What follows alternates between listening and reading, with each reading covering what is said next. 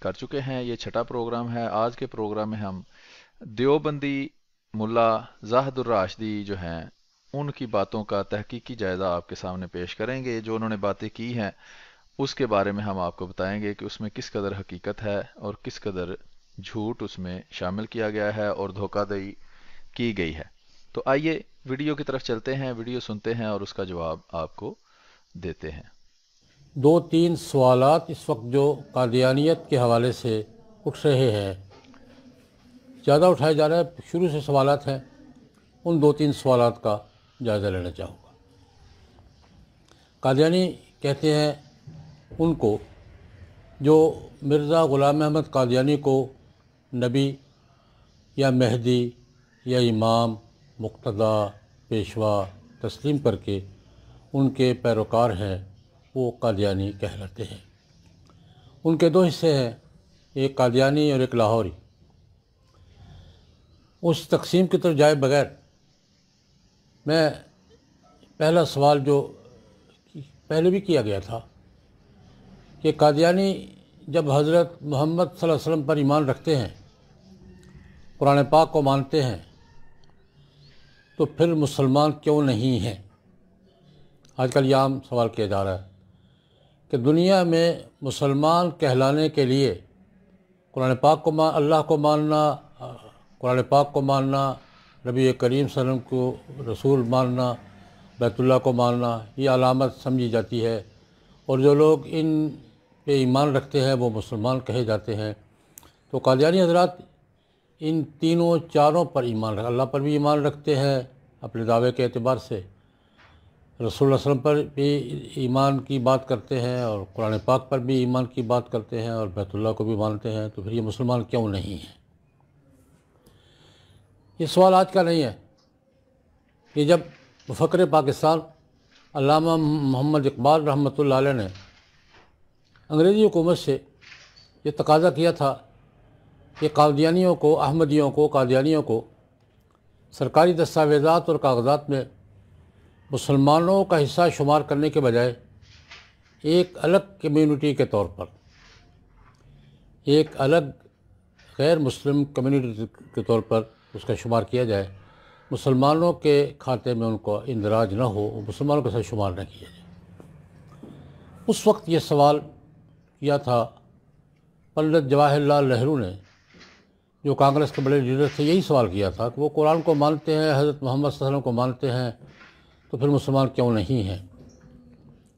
اس کی تفصیلات پہ جانے کے بجائے میں یہ عرض کرنا چاہوں گا اس مسئلے پر کہ قادیانیوں کا شمار مسلمانوں میں نہیں ہوتا اور ہونا چاہیے یا نہیں ہونا چاہیے، اس پر پنڈت جواہر لال نہرو اور علامہ محمد اقبال رحمۃ اللہ علیہ کی خط و کتابت، معروف خط و کتابت ہے، شائع شدہ ہے، انگلش میں پھر اردو ترجمہ بھی چھپا ہے۔ اس میں علامہ اقبال نے ایک بڑی بنیادی بات کہی تھی کہ نبی اتھارٹی ہوتا ہے۔ اچھا جی، یہ اقبال نے وہاں کیا کہا تھا، اس کو ابھی ہم سنتے ہیں اور اس کا جائزہ لیتے ہیں۔ پہلے تو یہ بات سمجھنا ضروری ہے، چونکہ اس نے اقبال کو رحمۃ اللہ علیہ بھی کہا ہے، اپنا کو بڑا بابا مانتا ہے یہ اس کو، تو اس بارے میں یہ چیز سمجھنا ضروری ہے کہ اقبال جو ہے وہ احمدیت سے بہت متاثر تھا۔ کہنے والے کہتے ہیں کہ اقبال نے خود بھی بیعت کی تھی اور اقبال کے والد صاحب نے بھی بیعت کی تھی، اور اس کے جو ہے وہ والد کے بھائی نے بھی بیعت کی تھی، اور اس کا جو کزن ہے وہ تو ساری زندگی احمدی مسلمان رہا ہے، جو بعد میں اس کے بچوں کا گارڈین بھی بنا تھا، اور اس کے والد کا وہ بھائی جس کے خرچے پہ یہ پلتا رہا ہے اقبال، اور اس کے خرچے پر اس نے ساری تعلیم حاصل کی ہے، اعلیٰ تعلیم وغیرہ، اور یہ یورپ گیا ہے، وہ احمدی مسلمان تھا۔ اب ایک بات یہاں میں بتانا چاہتا ہوں کہ حضرت مسیح موعود مرزا غلام احمد قادیانی علیہ الصلوۃ والسلام سن 1908 میں فوت ہو گئے تھے، یعنی آپ نے سن 1908 میں حضرت مرزا غلام احمد قادیانی علیہ الصلوۃ والسلام جو کہ جماعت احمدیہ کے بانی تھے، وہ وفات پا چکے تھے، اور اقبال جو ہے یہ اسی عرصہ کے اندر، میرا خیال ہے سن 1905-6 کے قریب یہ یورپ میں گیا تھا، اور اس کے بعد سن 1911 10-11 کے اندر اس کا ایک بیان بڑا مشہور ہے. اس کے دو باتیں بڑی مشہور ہیں. ایک تو اس نے کہا تھا کہ اگر اسلام کا ٹھیٹھ نمونہ کسی نے دیکھنا ہے تو وہ قادیان میں جا کے دیکھے. دوسرا اس نے کہا تھا کہ اس زمانے میں اسلام کو اگر کوئی سمجھا ہے تو وہ حضرت مرزا غلام احمد قادیانی علیہ الصلوۃ والسلام سمجھے ہیں. اور اس کے بعد بھی سن 1927 کے اندر 1927 کے اندر جو اقبال نے حضرت خلیفۃ المسیح الثانی مرزا بشیر الدین محمود احمد رضی اللہ تعالیٰ عنہ کے تحت کشمیری مسلمانوں کی مدد کے لیے مسلمانوں کی بنائی گئی ایک تنظیم کشمیر کمیٹی جو ہے اس کے اندر یہ حضرت مسیح موعود علیہ الصلوۃ والسلام کے بیٹے اور دوسرے خلیفہ جماعت احمدیہ کے مرزا بشیر الدین محمود احمد رضی اللہ تعالیٰ عنہ کے نیچے یہ کام کرتا رہا ہے. ٹھیک ہے، یہ سن 1927 میں جیسا کہ میں نے آپ کو بتایا ہے. اور وہ مسلمانوں کی مدد کے لیے مسلمانوں کی کمیٹی بنائی گئی تھی. اب یہ جو مخالفت کی بات ابھی زاہد الراشدی دیوبندی ملا نے کی ہے، اس کے بارے میں عرض یہ ہے کہ وہ سن 1935 میں شروع ہوئی. وہ جو مخالفت اور خط و کتابت کا یہ سلسلہ ہے اور جو حکومت سے مطالبے کا ڈرامہ ہے، یہ 1935 میں شروع ہوئی. اور اس کی وجہ وہی کشمیر کمیٹی تھی جو سن 1927 میں قائم ہوئی. اور 1927 میں قائم ہونے والی کشمیر کمیٹی نے کشمیر کے مسلمانوں کی بہترین مدد کی اور مسلمان وکلاء نے جا کر وہاں ان کے کیس لڑے اور بہت زیادہ امداد ان کی. اس وقت بھی ایک دیوبندیوں کی جماعت تھی، اس کا نام تھا احراری جماعت. یہ احراری جماعت دیوبندی جو کہ پاکستان بننے کے مخالف تھے، کانگریس نے ان دیوبندیوں میں سے ایک مسلم لیگ کو نقصان پہنچانے کے لیے جماعت بنائی، اس کا نام تھا احراری جماعت. اس احراری جماعت کے کہنے پر اقبال نے سن 1927 میں قائم ہونے والی اس کشمیر کمیٹی میں حضرت خلیفۃ المسیح الثانی رضی اللہ تعالیٰ عنہ کے نیچے کام کرنے سے انکار کر دیا. اس کے بعد کیا ہوا؟ اس کے بعد خود اس نے کام کرنا شروع کیا اس کے تحت، لیکن چونکہ اس قابل ہی نہیں تھا اور وہ خود اس کا صدر بن گیا، لیکن چونکہ قابلیت ہی نہیں تھی، نہ کوئی نظام تھا، نہ کوئی عقل تھی، نہ سوچ تھی، نہ کوئی سیاسی وجدان تھا، نہ کوئی اس کے پاس کام کرنے کے لیے کوئی ٹیم تھی. تو پھر کیا ہوا جناب کہ اس کے بعد وہ کمیٹی مردہ ہو گئی، کوئی کام نہ کر سکی.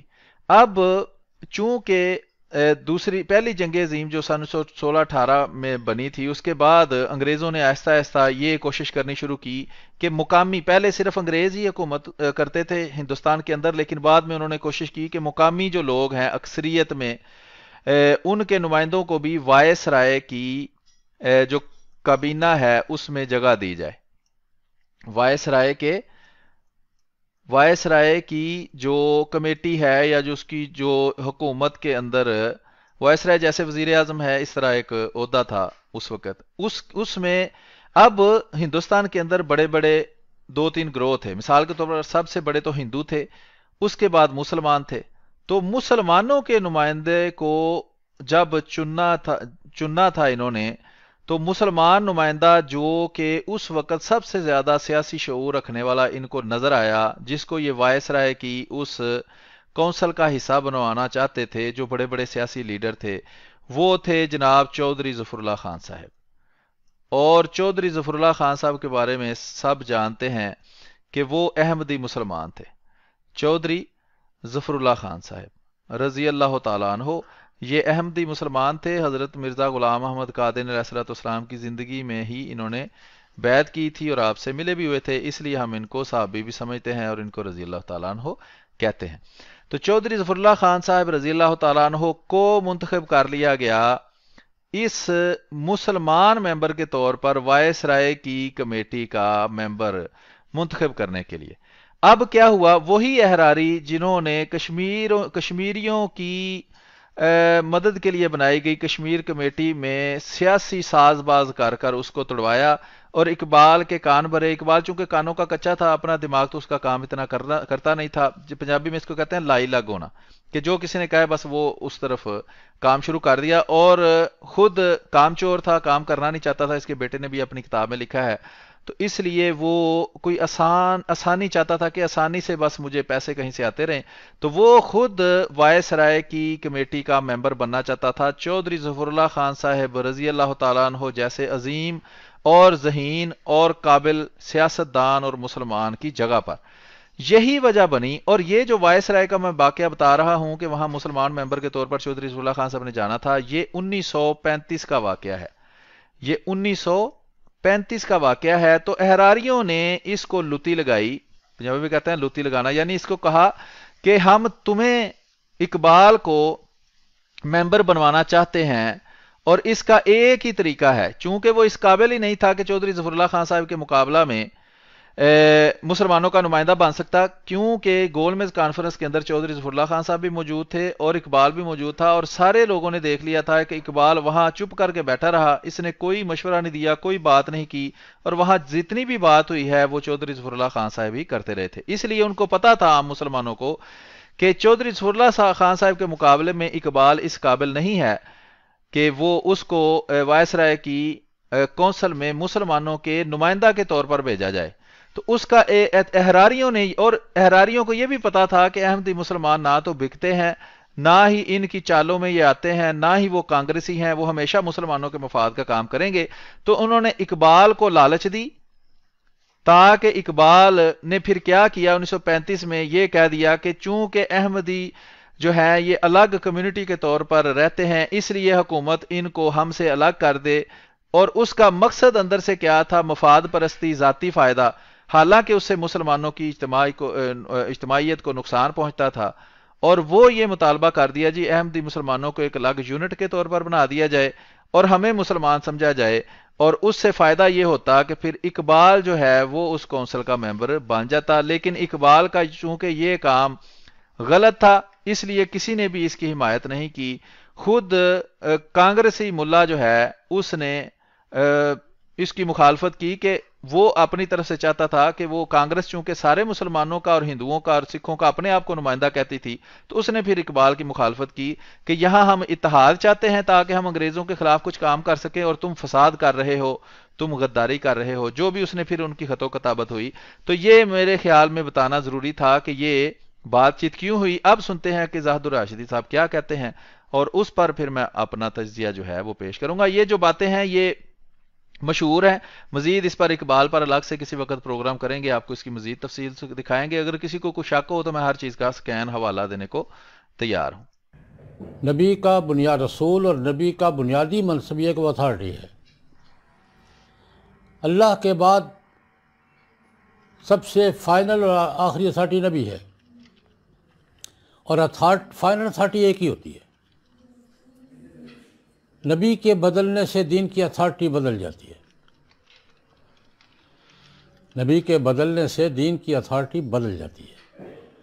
اتھارٹیاں دو نہیں ہوتی. اگر نئی اتھارٹی آ گئی ہے تو پہلی کا دور ختم ہو گیا ہے. نبی ماننے کا مطلب یہ ہے کہ اسے ہر لحاظ سے حرف آخر مانا جائے. یہ نبی کے لیے ہوتا ہے. اسی لیے جناب نبی کریم صلی اللہ علیہ وسلم کا اعلان ہے کہ میرے علاوہ کوئی فائنل اتھارٹی نہیں ہوگی. تو علامہ اقبال نے کہا کہ نئی اتھارٹی تسلیم کرنے سے سسٹم بدل جاتا ہے. دنیا کا معروف اصول ہے. نئی اتھارٹی دیکھیں، میں ایک بات عرض کیا، دو اتھارٹیاں نہیں چلتی. فائنل اتھارٹیاں کبھی دو نہیں ہوئی. فائنل اتھارٹی ادارے میں ہر شعبے میں ایک ہی ہوتی ہے. کسی ادارے کے دو جنرل مینیجر برابر اختیارات کے نہیں ہوتے. کسی ملک کے دو افراد، چیک اینڈ بیلنس ضروری ہوتا ہے. صدر اور وزیر اعظم میں چیک اینڈ بیلنس ضروری ہوتا ہے، اور ہر ملک کے نظام میں چیک اینڈ بیلنس ہے. فائنل ایک ہی ہے، دو نہیں ہے. رکھا ہوا ہے نا.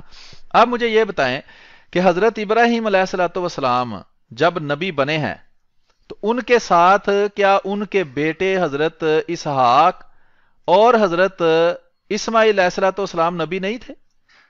یعنی کہ دو نبی تو ان کے گھر میں موجود تھے، پھر ان کے بعد حضرت یعقوب علیہ الصلوۃ والسلام نبی تھے، پھر حضرت یوسف علیہ الصلوۃ والسلام نبی تھے۔ یہ دونوں حضرت اسحاق اور حضرت ابراہیم، حضرت اسحاق اور حضرت اسماعیل حضرت ابراہیم علیہ الصلوۃ والسلام کے بیٹے تھے، اور پھر حضرت یعقوب علیہ الصلوۃ والسلام حضرت اسحاق کے بیٹے تھے، پھر حضرت یعقوب علیہ الصلوۃ والسلام کے بیٹے حضرت یوسف علیہ الصلوۃ والسلام تھے۔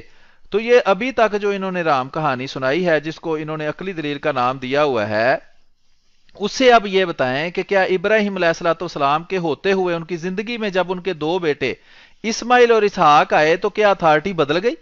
کیا ان کا دین بدل گیا؟ کیا حضرت اسماعیل اور اسحاق کے ہوتے ہوئے جب حضرت یعقوب علیہ الصلوۃ والسلام کو نبی بنایا گیا تو کیا اتھارٹی بدل گئی؟ کیا ان کا دین الگ ہو گیا؟ کیا نئی امت ان کو بنانی پڑی؟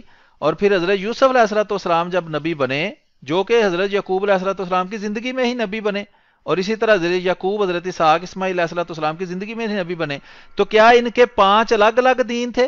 یہ جو 5 لوگ میں نے بتائے ہیں، ایک ابراہیم علیہ الصلوۃ والسلام، پھر اسماعیل اور اسحاق علیہ الصلوۃ والسلام، پھر یعقوب اور یوسف علیہ الصلوۃ والسلام، تو کیا ان کے 5 الگ الگ دین تھے؟ 5 الگ الگ اتھارٹیاں تھیں؟ 5 الگ الگ امتیں تھیں؟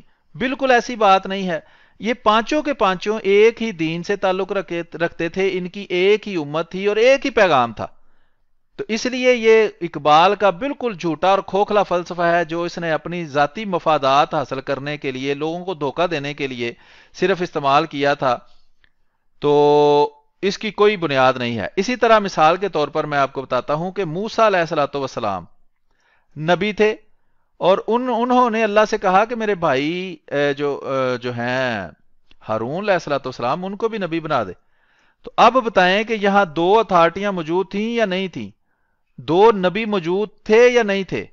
اب ان دونوں میں جو ہے وہ فرق تو تھا، ظاہری بات ہے، دونوں کی بالکل ایک اتھارٹی تو نہیں تھے۔ موسیٰ علیہ الصلوۃ والسلام کی اتھارٹی نمبر 1 تھی، اور ہارون علیہ الصلوۃ والسلام کی اتھارٹی نمبر 2 تھی۔ اور سمجھ لیں کہ یہ اگر مینیجر تھے تو یہ جنرل مینیجر تھے، تو یہ اسسٹنٹ مینیجر تھے، یہ انسپیکٹر تھے، یہ سب انسپیکٹر تھے، لیکن تھے دونوں نبی۔ اس لیے یہ اقبال کا یا زاہد الراشدی صاحب کا جو من گڑت ایک فلسفہ ہے، بالکل کھوکھلا ہے، اور یہ قرآن کریم سے اور اس انبیاء کی تاریخ سے بالکل جھوٹا اور من گڑت اور بوگس ثابت ہوتا ہے۔ جس طرح قرآن میں اللہ تعالیٰ فرماتا ہے کہ سب سے کمزور گھر مکڑی کا ہوتا ہے، اور ان کی جو مخالف اور دشمن اور منکر ہیں، ان کا سہارا اسی طرح کے گھر ہیں جو بالکل مکڑی جیسے ہیں، اور اسی طرح کی ان کی دلیلیں ہیں جو خالی پھونک مارنے سے اڑ جاتی ہیں۔ اسی طرح آپ سمجھ سکتے ہیں، جیسا کہ یہ میں نے مثالیں دے دی ہیں، داؤد علیہ الصلوۃ والسلام نبی تھے۔ داؤد علیہ الصلوۃ والسلام کے ہوتے ہوئے ان کے بیٹے حضرت سلیمان علیہ الصلوۃ والسلام بھی نبی تھے۔ تو حضرت سلیمان علیہ الصلوۃ والسلام بھی نبی تھے، اور داؤد علیہ الصلوۃ والسلام بھی نبی تھے۔ اب بتائیں کیا داؤد علیہ الصلوۃ والسلام کا دین اور تھا اور حضرت سلیمان علیہ الصلوۃ والسلام کا دین اور تھا؟ کیا ان دونوں کی امتیں الگ الگ تھیں؟ کیا ان کو اپنی امتوں کا نام الگ رکھنا پڑا؟ کیا داؤد علیہ الصلوۃ والسلام نے منع کر دیا کہ سلیمان علیہ الصلوۃ والسلام کے ماننے والے وہ اس طرح عبادت نہیں کر سکتے، اپنی مسجد کو مسجد نہیں کہہ سکتے، کلمہ نہیں پڑھ سکتے؟ تو یہ بالکل جاہلوں والی باتیں ہیں یہ جو کر رہے ہیں۔ اسی طرح آگے چلیں تو یحییٰ علیہ الصلوۃ والسلام کی مثال ہے۔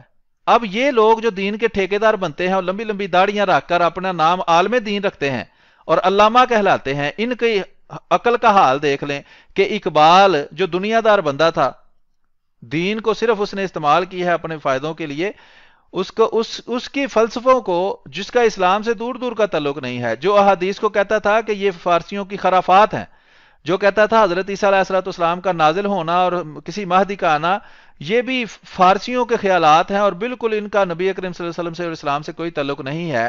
اس پہ الگ سے ویڈیو موجود ہے۔ اور یہ لوگ کہتے ہیں جو حضرت عیسیٰ علیہ السلام کے نزول کا قائل نہیں ہے وہ تو کافر ہے، تو کافر کو بھی یہ رحمت اللہ علیہ کہنے کو تیار ہیں، صرف اس لیے کہ وہ ہماری مخالفت میں کبھی غلطی سے اپنی ذاتی مفادات کے لیے بولا ہو۔ حضرت یحییٰ علیہ السلام نبی تھے، حضرت یحییٰ کے والد حضرت زکریا علیہ السلام نبی تھے، پھر حضرت زکریا علیہ السلام کے علاوہ حضرت عیسیٰ علیہ السلام بھی نبی تھے اور ایک ہی علاقے میں موجود تھے۔ اور بتائیں کہ کیا ان کے دین الگ الگ تھے؟ کیا ان کی امتیں الگ الگ تھیں؟ بالکل نہیں، ایک ہی دین تھا، ایک ہی پیغام تھا۔ اور کبھی بھی یہ نہیں ہوا کہ چونکہ حضرت عیسیٰ آ گئے ہیں بس ابھی حضرت یحییٰ کا نبی ہونا جو ہے وہ حرام ہو گیا ہے، وہ نبی نہیں ہو سکتے۔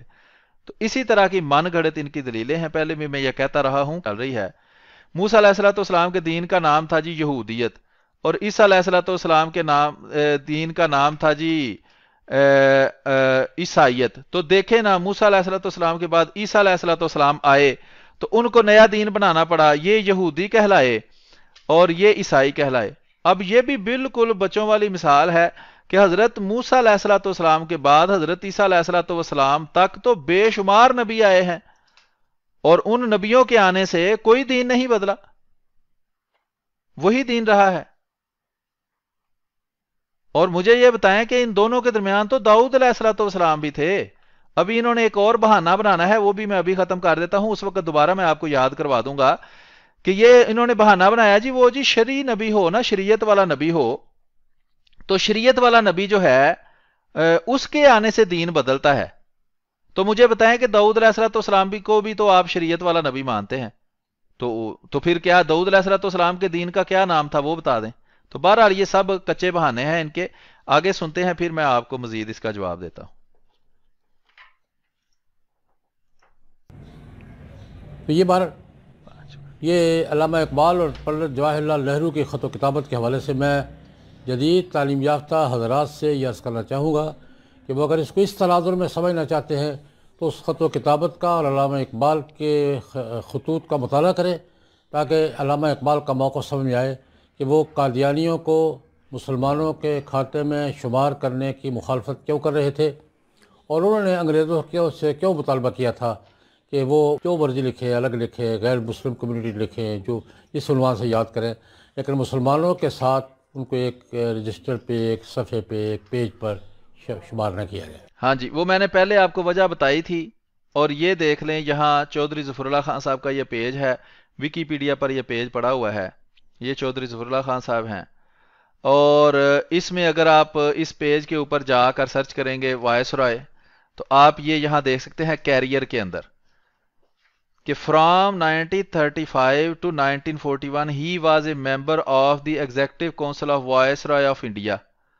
سر ظفر اللہ Khan prepared a note on future of وغیرہ وغیرہ، وہ لمبی ہے، انہوں نے کیا خدمات سر انجام دی، اقبال کی بیچارے کی کیا اوقات ہے کہ وہ جو ان کی خدمات ہیں اس کے سامنے کھڑا ہو سکے۔ تو یہ میں دکھا رہا ہوں کہ یہ 1935 کے اندر آپ چیک کریں، وہ ساری خط و کتابت شروع ہوئی ہے، اور وہ احراریوں کے کہنے پر اقبال نے اسی لیے مخالفت کی کہ اقبال کو اس ایگزیکٹو کونسل کا ممبر بنا دیا جائے۔ تو 35 کے بعد وہ بیچارہ اللہ کی کرنی سے بیمار ہوا، 38 تک وہ بیمار رہا، گلے کی بیماری اس کو لگ گئی، اور 38 میں وہ مر گیا اقبال۔ اللہ تعالیٰ اس سے حساب کرے جیسے وہ بہتر سمجھے۔ تو یہ 35، 36، 37، 38، تو اس کے بعد اس نے کیا ہی کچھ نہیں۔ تو حضرت چودھری ظفر اللہ خان صاحب اللہ کے فضل سے بعد میں زندہ رہے۔ یہاں لکھا ہوا ہے کہ وہ سن 1985 میں جا کر وفات پائی ہے، انہوں نے 92 سال کی عمر میں، اور بے انتہا مسلمانوں کی، عربوں کی اور پاکستان کی خدمت انہوں نے کی ہے، اور وہ تفصیل بہت لمبی ہے، اس وقت وہ نہیں ہے وقت کہ اس کا بیان کیا جائے۔ تو یہ میں آگے آپ کو سناتا ہوں ان کی بات، پھر اس پر تبصرہ کرتے ہیں۔ دوسری بات یہ عرض کرنا چاہوں گا کہ دیکھیں ماضی کی تاریخ بھی یہ ہے، انبیاء کرام علیہم الصلوات و تسلیمات تشریف لاتے رہے، نبی کے آنے سے نیا مذہب کا آغاز ہوا ہے۔ نوح علیہ السلام کا اپنا مذہب تھا، ہود علیہ السلام کا اپنا مذہب تھا، صالح علیہ السلام کا اپنا مذہب تھا، لوط علیہ السلام کا اپنا مذہب تھا، ابراہیم علیہ السلام کا اپنا مذہب تھا۔ یہ مذاہب کا، اور نبی کے بدلنے سے مذہب بدل جاتا رہا ہے۔ دنیا کے معروف مذاہب کو دیکھ لیں، یہود، ہاں ابھی میں نے آپ کو دکھایا ہے، بتایا ہے، کہتے ہیں جی نبی کے آنے سے مذہب بدل جاتا رہا ہے۔ نبی تو 1,24,000 آئے ہیں، تو کیا دنیا میں 1,24,000 مذاہب ہیں؟ اب بتائیں نا آپ ہمیں، میں نے مثالیں دی ہیں، ابراہیم علیہ السلام کا کون سا مذہب تھا، اور بعد میں جب اسماعیل اور اسحاق علیہ السلام نبی ہوئے، یعقوب اور یوسف علیہ السلام نبی ہوئے، تو ان کے مذاہب کون سے بدل گئے تھے اور ان کا کیا نام تھا؟ بس جھوٹ گپ چھوڑ دی ہے، عوام بھی چپ کر کے سن لیتی ہے، اور ان سے پوچھتی نہیں کہ جناب زاہد الراشد صاحب ہمیں بتائیں نا کہ انبیاء کے کون سے مذہب تھے۔ اور یہ جو فارمولا آپ نے ایجاد کیا ہے، اس کو ثابت بھی کبھی کر کے دکھائے نا، اسی لیے تو یہ کبھی جواب نہیں دیتے، جھوٹ بولا اور اعتراض کیا اور بعد میں غائب ہو گئے۔ آپ لالٹین لے کے ان کو ڈھونڈیں، جناب آئیں، آپ کو جواب ہم نے دیا ہے اس کا تو جواب دیں، نہیں پھر کسی دوسرے پروگرام میں بیٹھیں گے اور یہی جھوٹ بول رہے ہوں گے جس کا ہم بار بار جواب دے چکے ہیں۔ اس لیے یہودی کہلاتے ہیں، حضرت موسیٰ علیہ السلام کو مانتے ہیں اور تورات کو مانتے ہیں۔ میرا سوال یہ ہے کہ تو میں بھی مانتا ہوں، حضرت موسیٰ علیہ السلام کو اور تورات کو میں بھی مانتا ہوں، الحمدللہ پورے شرح صدر کے ساتھ ایمان رکھتا ہوں، احترام کرتا ہوں، عقیدت رکھتا ہوں۔ تو کیا مجھے دنیا کے کسی فورم پر یہودی اللہ نہ کرے کہ میں ایسا کروں، لیکن دنیا کے کسی فورم پر یہودی کہلانے کا حق ملے گا؟ حضرت موسیٰ علیہ السلام پر، تورات پر ایمان رکھتے ہوئے میں یہ کہوں کہ مجھے یہودی تسلیم کیا جائے؟ نہیں کریں گے۔ عیسائی کہا جاتا ہے اسے، مسیحی یا عیسائی، جو حضرت عیسیٰ علیہ السلام کو مانتے ہیں، انجیل کو مانتے ہیں، وہ میں بھی مانتا ہوں الحمدللہ، عیسائیوں سے زیادہ مانتا ہوں، اصل انجیل کو بھی اور سیدنا عیسیٰ علیہ السلام کو بھی۔ بلکہ میری تو تمنا اور دعا رہتی ہے عیسیٰ علیہ السلام تشریف لائے تو اللہ پاک مجھے ان کے جھنڈے کے نیچے، ان کے کیمپ میں کھڑا کرے۔ وہ کیسے کرے گا بھئی؟ حضرت عیسیٰ علیہ السلام فوت ہو گئے ہیں، قرآن سے ثابت ہے، وہ آسمان پر گئے نہیں، نہ انہوں نے آنا ہے، نہ آپ نے اس کے جھنڈے کے نیچے کھڑا ہونا ہے۔ جس مسیح کو اللہ نے بھیجا ہے اس کی تو آپ جھوٹ بول بول کر، قرآن کی مخالفت کر کے مخالفت کر رہے ہیں۔ اگر بالفرض سچ مچ وہ مسیح بھی آ جائے تو اس کی بھی آپ نے مخالفت ہی کرنی ہے، کیونکہ آپ تو قرآن کو مانتے نہیں، نہ آپ اللہ کے فرمان کو مانتے ہیں، جھوٹ بول رہے ہیں اللہ پر بھی، قرآن پر بھی۔ خواہش بھی یہی ہے، تمنا بھی یہی ہے، کوشش بھی یہی ہے، تو زیادہ مانتا ہوں۔ لیکن عیسیٰ علیہ السلام اور انجیل کو ماننے کے باوجود میں مسیحی کہلانے کا حقدار نہیں ہوں، اس لیے کہ میں موسیٰ علیہ السلام کو تورات کو ماننے کے بعد، عیسیٰ علیہ السلام اور انجیل کو ماننے کے بعد جناب نبی کریم صلی اللہ علیہ وسلم اور قرآن کو بھی مانتا ہوں۔ اور غور فرمائیں، جس طرح موسیٰ علیہ السلام اور انجیل تورات پر ہاں یہ دیکھیں نیچے پھر انہوں نے لکھا ہوا ہے نبی کے بدلنے سے مذہب بدل جاتا ہے۔ تو اب قرآن کریم کی یہ آیت میں آپ کو دکھاتا ہوں کہ یہ قرآن کے دشمن ہیں، یہ لوگ قرآن کو ماننا ہی نہیں چاہتے، لوگوں کو اپنے ذاتی مفادات کی وجہ سے قرآن سے دور لے کے جاتے ہیں۔ یہ دیکھیں، یہ لکھا ہوا ہے سورت 5ویں سورت ہے، سورت المائدہ 44 نمبر 44 نمبر اس کی آیت ہے۔ اللہ تعالیٰ فرماتا ہے اعوذ باللہ من الشیطان الرجیم بسم اللہ الرحمن الرحیم انا انزلنا التوراۃ فیہا ھدی و نور۔ اللہ تعالیٰ فرماتا ہے کہ میں نے تورات جب اتاری تھی اس میں ہدایت بھی تھی اور نور بھی تھا۔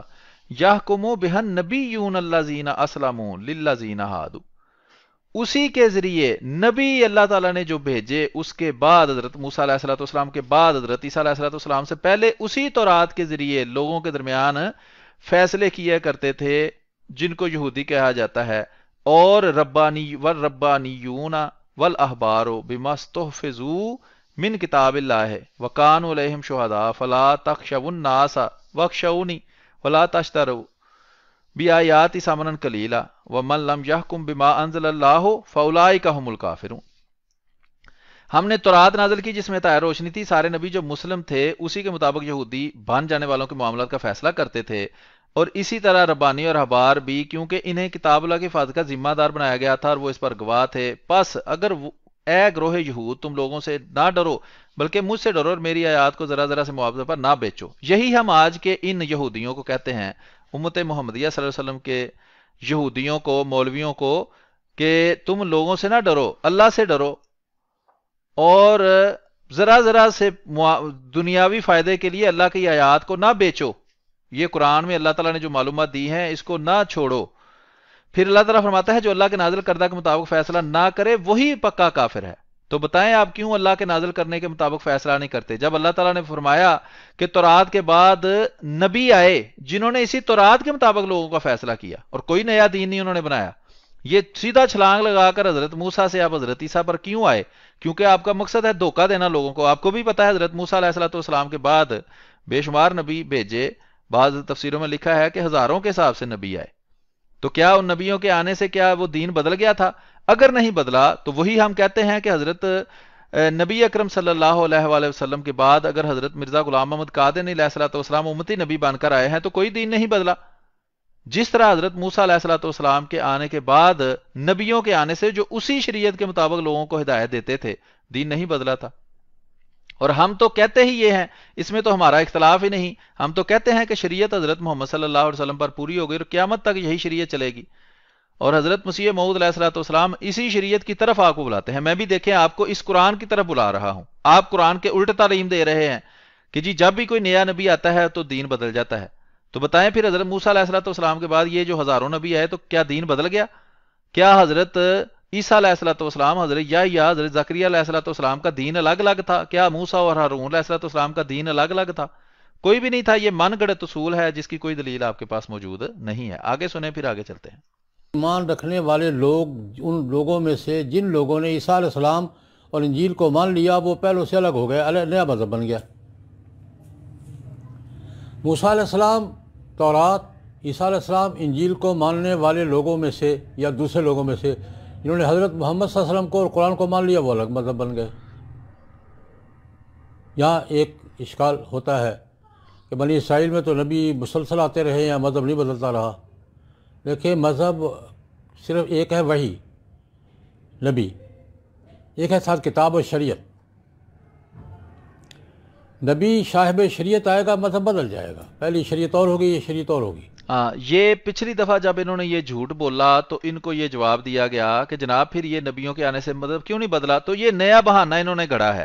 اب اس بہانے کو بھی جھوٹ میں ثابت کرتا ہوں، لیکن یہ مجھے ایک ملا ہے ویب سائٹ، یہ ہے، یہ دیکھیں، محمد نواز مین letter to Pandit Jawahar Lal Nehru about the Ahmadis 21 June سن 1936 بائی علامہ اقبال. اس میں یہ دیکھیں کہ یہ پہلے جو اقبال نے سب سے خط لکھا ہے وہ 1935 کا ہی ہے، جو اس نے ماڈرن ریویو کلکتہ میں لکھا تھا. ٹھیک ہے جی، 1935 میں. اور میں نے ابھی دکھایا ہے کہ 1935 میں ہی وہ وائسرائے کی کونسل میں ممبر بننے کا معاملہ چلا تھا، اور اس کے پاس اور کوئی طریقہ نہیں تھا اقبال کہ یہ احمدی مسلمان چودھری سار ظفر اللہ خان صاحب کو مسلم نمائندہ بننے سے روک سکے وائسرائے کی کونسل کا. تو اس نے یہ ٹوپی ڈرامہ کیا کہ جناب یہ تو الگ ہیں. تو اس کو اس سے پہلے کبھی یاد نہیں آیا. حضرت مسیح علیہ السلام کی وفات کو بھی سن 1908 سے لے کر 1935 تک دیکھ لیں، کوئی 20 سال ہو گئے تھے. تو تب تک اس نے یہ بات نہیں کی. تو 1935 میں جس وجہ سے اس نے بات کی ہے وہ میں نے بات آپ کو دکھا دی ہے. تو اس کا بہانہ جو ہے ابھی لنگڑا بہانہ کہ جناب جب شریعت والا نبی آتا ہے تو پھر جو ہے وہ بدل جاتی ہے جناب. تو شریعت والا نہ ہو تو پھر نہیں بدلتی. تو میں کہتا ہوں کہ موسیٰ علیہ الصلوۃ والسلام کی ایک شریعت تھی. ٹھیک ہے جناب، موسیٰ علیہ الصلوۃ والسلام کی. موسیٰ علیہ الصلوۃ والسلام کے بعد داؤد علیہ الصلوۃ والسلام کی آپ بھی مانتے ہیں کہ ایک شریعت تھی، اور انہوں نے زبور جو ہے وہ ان کی شریعت کا نام تھا زبور. ٹھیک ہے جی. تو اب مجھے آپ نے بتانا ہے، اور اس کے بعد پھر عیسیٰ علیہ الصلوۃ والسلام آئے ہیں. ٹھیک ہے جی، عیسیٰ علیہ الصلوۃ والسلام اس کے بعد آئے ہیں. حضرت داؤد علیہ الصلوۃ والسلام کے بعد عیسیٰ علیہ الصلوۃ والسلام آئے ہیں. ٹھیک ہے، اور ان کی آپ کے خیال میں ان کی جو شریعت ہے وہ تھی انجیل. ٹھیک ہے جی. تو اب آپ نے مجھے زاہد الراشدی صاحب یا آپ کے کسی ماننے والے نے مجھے بتانا ہے کہ موسیٰ علیہ الصلوۃ والسلام کا آپ کے خیال کے مطابق دین تھا یہودیت، اور داؤد علیہ الصلوۃ والسلام نے جب زبور کی شریعت لائے تو ان کا کیا دین تھا، وہ آپ نے مجھے بتانا ہے. ان کے دین کا کیا نام تھا، ان کی امت کا کیا نام تھا. اور اس کے بعد عیسیٰ علیہ الصلوۃ والسلام کے بارے میں آپ یہ کہتے ہیں جی ان کا دین عیسائیت ہے. اس سے ثابت ہوا کہ بے شک وہ شریعت بھی لے کر آئے تھے، آپ ان کا نیا دین نہیں مانتے. ٹھیک ہے، تو یہ بہانہ آپ کا جو ہے وہ بالکل غلط ثابت ہو گیا کہ آپ ایک بندے کو شریعت والا نبی مانتے ہیں لیکن اس کے آنے سے کوئی نیا دین بننا نہیں مانتے. ایک بات. دوسری بات، ان کا خود عقیدہ ہے کہ سب نبیوں کا دین اسلام ہی تھا، کسی نبی نے کوئی نیا دین پیدا نہیں کیا. یہ جو نبی قرآن میں اللہ تعالیٰ فرماتا ہے کہ ابراہیم جو تھا وہ تو نہ مشرک، نہ یہودی تھا، نہ عیسائی تھا. یہ تو ان لوگوں نے خود اپنے یہ معاملات الگ بنائے ہیں. اللہ تعالیٰ کی تعلیم تو یہ نہیں تھی کہ تم یہ نئے دین بناؤ، تم یہودی دین بناؤ یا تم عیسائی دین بناؤ. یہ اللہ کے حکم سے تو نہیں بنے. آپ تو ایسے کہہ رہے ہیں جیسے اللہ تعالیٰ نے ان کو کہا کہ تم نیا نبی، تمہارا نبی موسیٰ ہے، تم یہودی دین بنا لو، تمہارا نبی عیسیٰ ہے، تم اب عیسائی دین بنا لو. یہ اللہ نے تو نہیں بنایا، یہ تو انہوں نے خود بنائے. بلکہ جو اللہ کی تعلیمات تھیں، جو توحید کی تعلیم اصل انبیاء لے کر آتے تھے، وہ چھوڑنے کی وجہ سے ان کو الگ پہچان بننی پڑی. تو ہم تو اسی شریعت کو مانتے ہیں، اسی قرآن کو مانتے ہیں، احمدی مسلمان، جو حضرت محمد صلی اللہ علیہ وآلہ وسلم پر نازل ہوا، اور اسی کو ہم آخری شریعت مانتے ہیں. اس لیے آپ کی یہ دلیل بالکل بودی ہے، اور دلیل کہنا ہی دلیل کی توہین ہے، یہ ایک جھوٹا دعویٰ ہے، یہ ایک دھوکے بازی ہے جس کا آپ کو کوئی فائدہ ہونے والا نہیں۔ آگے سنتے ہیں جی کیا کہتے ہیں، پھر اس کا جواب آپ کو دیتے ہیں، اور باتیں یہی یہ کرتے رہے ہیں کافی دیر تک، یہی غلط بات یہ آگے دہراتے رہے ہیں۔ اور مرزا غلام احمد صاحب کے ماننے والے بھی کہتے ہیں، خود بھی کہتے ہیں میں صاحب شریعت ہوں، نبی بھی ہوں، رسول بھی ہوں۔ یہ بالکل جھوٹ بول رہے ہیں، ہم کوئی بھی نہیں کہتے کہ حضرت مسیح موعود علیہ الصلوۃ والسلام جو ہیں وہ شریعت والے نبی ہیں، بالکل جھوٹ بول رہے ہیں زاہد الراشدی صاحب۔ تو یہی ان کا کام ہے، قرآن میں اللہ تعالیٰ نے شرک کے برابر قرار دیا ہے جھوٹ بولنے کو، اور یہ بار بار حضرت مسیح موعود علیہ الصلوۃ والسلام کا قول سناتے ہیں کہ جناب جھوٹ بولنا گوں کھانے کے برابر ہے، ٹھیک ہے؟ تو لیکن یہ کھاتے ہیں، کیونکہ ان کے بابوں نے کہا ہوا ہے جہاں ضرورت پڑے سری جھوٹ بول جاؤ۔ تو آپ دیکھ لیں آپ کے سامنے سری جھوٹ بول رہے ہیں، احمدی سارے جانتے ہیں، جو مرتد ہو چکے ہیں وہ بھی کبھی نہیں کہتے کہ جی ہم ان کو شریعت والا نبی مانتے تھے، ہم تو آخری شریعت قرآن کو مانتے ہیں، قرآن کے جتنے احکام ہیں ہم ان کو حتمی مانتے ہیں، ہم مانتے ہیں کہ وہ نہ ان میں سے کوئی حکم کم ہو سکتا ہے، نہ کوئی حکم زیادہ ہو سکتا ہے، نہ اضافہ ہو سکتا ہے، نہ کمی ہو سکتی ہے، نہ منسوخی ہو سکتی ہے۔ تو آپ میں تو ناسخ و منسوخ کا مسئلہ ہے، کچھ کسی کو ناسخ مانتے ہیں، کوئی کسی کو منسوخ مانتا ہے، تو آپ شریعت کو بدلتے رہتے ہیں، ہم تو قرآن کو آخری شریعت مانتے ہیں۔ یہ آپ نے بالکل جھوٹ بولا ہے، اور کوئی آپ نے حوالہ نہیں دیا، کوئی آپ نے ایسی چیز پیش نہیں کی۔ نبی اور شریعت کے آنے سے جس طرح عیسیٰ علیہ السلام کے آنے سے یہودیت کے بہت بڑا حصہ عیسائیت میں منتقل ہو گیا، جناب نبی کریم صلی اللہ علیہ وسلم اور قرآن کے آنے سے بہت سے لوگ وہاں سے بھی آئے، دوسرے بھی ایک نیا مذہب تشکیل پا گیا۔ بالکل اسی طرح جس طرح میں الحمدللہ مسلمان ہوں، لیکن موسیٰ علیہ السلام اور تورات پر ایمان رکھنے کے باوجود یہودی کہلانے کا حقدار نہیں ہوں، حضرت عیسیٰ علیہ السلام اور انجیل کو پر مکمل ایمان رکھنے کے باوجود عیسائی کہلانے کا حقدار نہیں ہوں، اسی طرح مرزا غلام احمد کو نبی اور رسول اور صاحب شریعت ماننے والے وہ مسلمان کہلانے کے حقدار نہیں ہیں۔ نیا مذہب رکھیں، ہمیں یہ نہیں، ان کا حق ہے اگر وہ کوئی مذہب بناتے ہیں اختیار کرتے ہیں، لیکن ٹائٹل نیا کریں، بات ٹائٹل کی ہے۔ جی یہاں تک آپ نے ان کی بات سن لی ہے کہ وہی بات بار بار دہرا رہے ہیں کہ چونکہ جی نیا نبی آ گیا ہے، نئے نبی سے دین بدل جاتا ہے، اس کا غلط اور جھوٹا ہونا میں نے کافی دفعہ ثابت کر دیا ہے کہ نبی، یہ خود ایک اور اہم بات ہے کہ یہ نبی اور رسول میں فرق سمجھتے ہیں۔ ان کے بابوں کی کتابوں میں لکھا ہوا ہے کہ نبی وہ ہے جو پچھلی شریعت پر عمل کرے، اور رسول وہ ہے جو نئی شریعت لے کر آئے، اور یہ مانتے ہیں کہ صرف رسول جو ہے، اب میں نے بتا دیا ہے کہ یہ رسول مانتے ہیں حضرت داؤد علیہ السلام کو، لیکن شریعت نئی نہیں مانتے۔ اب ایک اور بات اس میں اہم ہے کہ دیکھیں حضرت عیسیٰ علیہ السلام بھی ان کے خیال کے مطابق، ان کے عقیدے کے مطابق شریعت والے نبی تھے، شرعی نبی تھے، لیکن اس کے باوجود یہ ان کا آنا بھی مانتے ہیں، اور یہ بھی نہیں مانتے کہ ان کے آنے سے کوئی نیا دین، نئی شریعت پیدا ہوگی۔ وجہ جب ان سے پوچھا جائے گا تو یہ کہیں کہ جی وہ تو حضرت نبی اکرم صلی اللہ علیہ وسلم کی شریعت کے تابع ہو جائیں گے، یعنی کہ نئی قسم کی نبوت ان کو ملے گی۔ یہ ان کا یہ دعویٰ کہ کسی کو نئی نبوت نہیں دی جائے گی، یہ بھی جھوٹا ثابت ہو جاتا ہے، کیونکہ پہلے وہ شریعت والے نبی تھے، بعد میں وہ غیر شریعت والے نبی بن جائیں گے۔ پہلے وہ رسول تھے، بعد میں وہ نبی بنیں گے، تو یہ بھی نئی قسم کی شریعت کی نبوت ہو جائے گی۔ تو یہ تو اس کا جواب ہو گیا، لیکن صاف پتہ چلتا ہے کہ انہی کے اپنے دعوے کے مطابق اگر کوئی حضرت محمد صلی اللہ علیہ وآلہ وسلم کی شریعت کا تابع نبی آئے تو پھر ختم نبوت پر کوئی فرق نہیں پڑتا، اور پھر ان کا یہ اصول غلط ثابت ہو جاتا ہے۔ تو ہم تو یہی مانتے ہیں کہ حضرت مسیح موعود مرزا غلام احمد قادیانی علیہ السلام جو ہیں وہ کوئی نئی شریعت لے کر نہیں آئے، وہ اسی شریعت کے تحت ہیں جو نبی اکرم صلی اللہ علیہ وآلہ وسلم پر نازل ہوئی، اور وہ قرآن کریم ہے۔ آگے سنتے ہیں جی۔ مذہب الگ ہے، شریعت الگ ہے، نبی الگ ہے، سارا نظام الگ ہے، لیکن ٹائٹل پہلے۔ میں اس کی مثال دیا کرتا ہوں۔ دیکھیے ایک کمپنی ہے، فرم ہے، 100 سال سے کام کر رہی ہے، اس کا ایک نام ہے، ٹریڈ مارک ہے، مونوگرام ہے، اس میں اس کی ساکھ ہے، مارکیٹ اس کے مونوگرام کو پہچانتی ہے، اور اس کے ٹریڈ مارک کو پہچانتی ہے، نام کو پہچانتی ہے۔ اس فرم میں سے 10 آدمی 15 آدمی الگ ہو کر نئی فرم بلانے حق ہے ان کا، بلا لیں، کوئی اشکال کی بات نہیں ہے، لیکن نئی فرم پرانی فرم کا نام استعمال نہیں کرے گی، ٹریڈ مارک استعمال نہیں کرے گی۔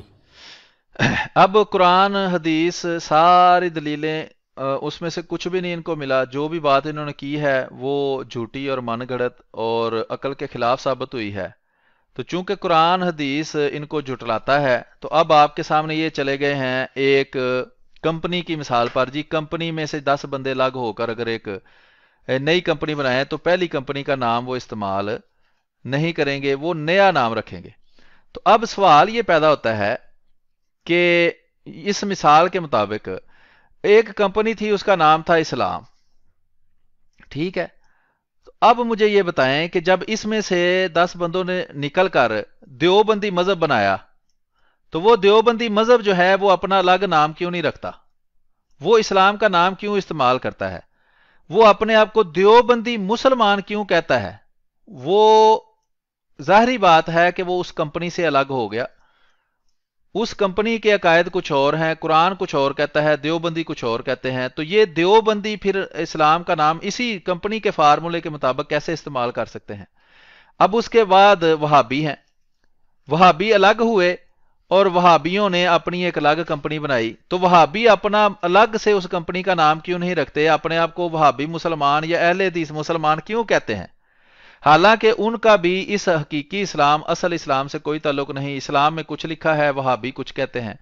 اسی طرح شیعہ ہیں، شیعہ نے اپنی الگ کمپنی بنائی اور انہوں نے الگ ہی پروڈکٹ بنائی۔ مثال کے طور پر کوکا کولا اگر اسلام ہے تو یہ شیعہ نے کوکا کولا میں اگر فرض کریں 2 چیزیں پڑتی تھیں تو شیعہ نے اپنی 36 چیزیں اندر ڈال کر تو اس کا نام کوکا کولا رکھ لیا۔ یہاں دیوبندیوں نے اپنی 48 چیزیں ڈال کر تو اس کا نام اسلام رکھ لیا۔ یہاں وہابیوں نے اپنی 96 چیزیں ڈال کر اس کا نام اسلام رکھ لیا۔ یہاں بریلوی ہیں، وہ قبروں کی پوجا کریں، وہ جو مرضی کریں، گھوڑے کو خدا کہیں، وہ بابوں کو اپنا خدا مانیں، ان سے بچے مانیں، اس سب کا نام انہوں نے اسلام رکھ لیا، یعنی اپنی 145 چیزیں کا ڈال کر انہوں نے ایک نیا کوکا کولا بنایا، اور یہ سب اپنے آپ کو مسلمان کہیں، یہ اس کمپنی کا نام استعمال کریں تو یہ حلال ہو جاتا ہے۔ اور احمدی مسلمان کہیں کہ ہم ان سب کے فارمولوں کو نہیں مانتے، ہم صرف وہی 2 چیزیں مانتے ہیں جو اصل اسلام میں موجود ہیں، تو یہ ہمیں کہتے ہیں جی آپ اپنا نام الگ رکھیں۔ تو یہ 2 نمبری کیوں ہے؟ اگر تو ہر وہ بندہ جو اصل کمپنی سے الگ کمپنی بنا کر اس میں الگ چیزیں ڈال دیتا ہے اس کو وہ نام استعمال کرنے کا حق نہیں ہے، تو دیوبندیوں کو بھی کوئی حق نہیں کہ یہ نام استعمال کریں، وہابیوں کو کوئی حق نہیں کہ یہ نام استعمال کریں، شیعوں کو کوئی حق نہیں کہ یہ نام استعمال کریں، بریلویوں کو کوئی حق نہیں کہ یہ نام استعمال کریں۔ اور یہ یاد رکھنے کے قابل ہے کہ بریلویوں کے امام احمد رضا خان بریلوی نے، یعنی کہ یہ نہیں کہ یہ سارے ایک دوسرے کو مسلمان مانتے ہیں، وہ تو سیاسی ٹوپی ڈرامہ انہوں نے 1974 میں کیا تھا، ورنہ حقیقت میں بریلویوں کا امام نہ دیوبندیوں کو مسلمان مانتا ہے، نہ وہابیوں کو، نہ شیعوں کو۔ وہ کہتا ہے کہ ان تینوں کمپنیوں کا اصل کمپنی سے کوئی تعلق نہیں ہے، صرف بریلوی اصل کمپنی ہے۔ یہ بریلوی کہتے ہیں کہ ہم اصل کمپنی ہیں۔ اسی طرح شیعہ کہتے ہیں کہ یہ جو باقی کے سب ہیں یہ نام نہاد لوگ ہیں، ان کا اصل کمپنی سے کوئی تعلق نہیں۔ اسی طرح دیوبندی کہتے ہیں، اسی طرح وہابی کہتے ہیں کہ ہم اصل کمپنی ہیں۔ اب جب اتنی 2 نمبر مال مارکیٹ میں موجود ہو تو کون فیصلہ کرے گا کہ ان میں سے اصل کمپنی کون سی ہے؟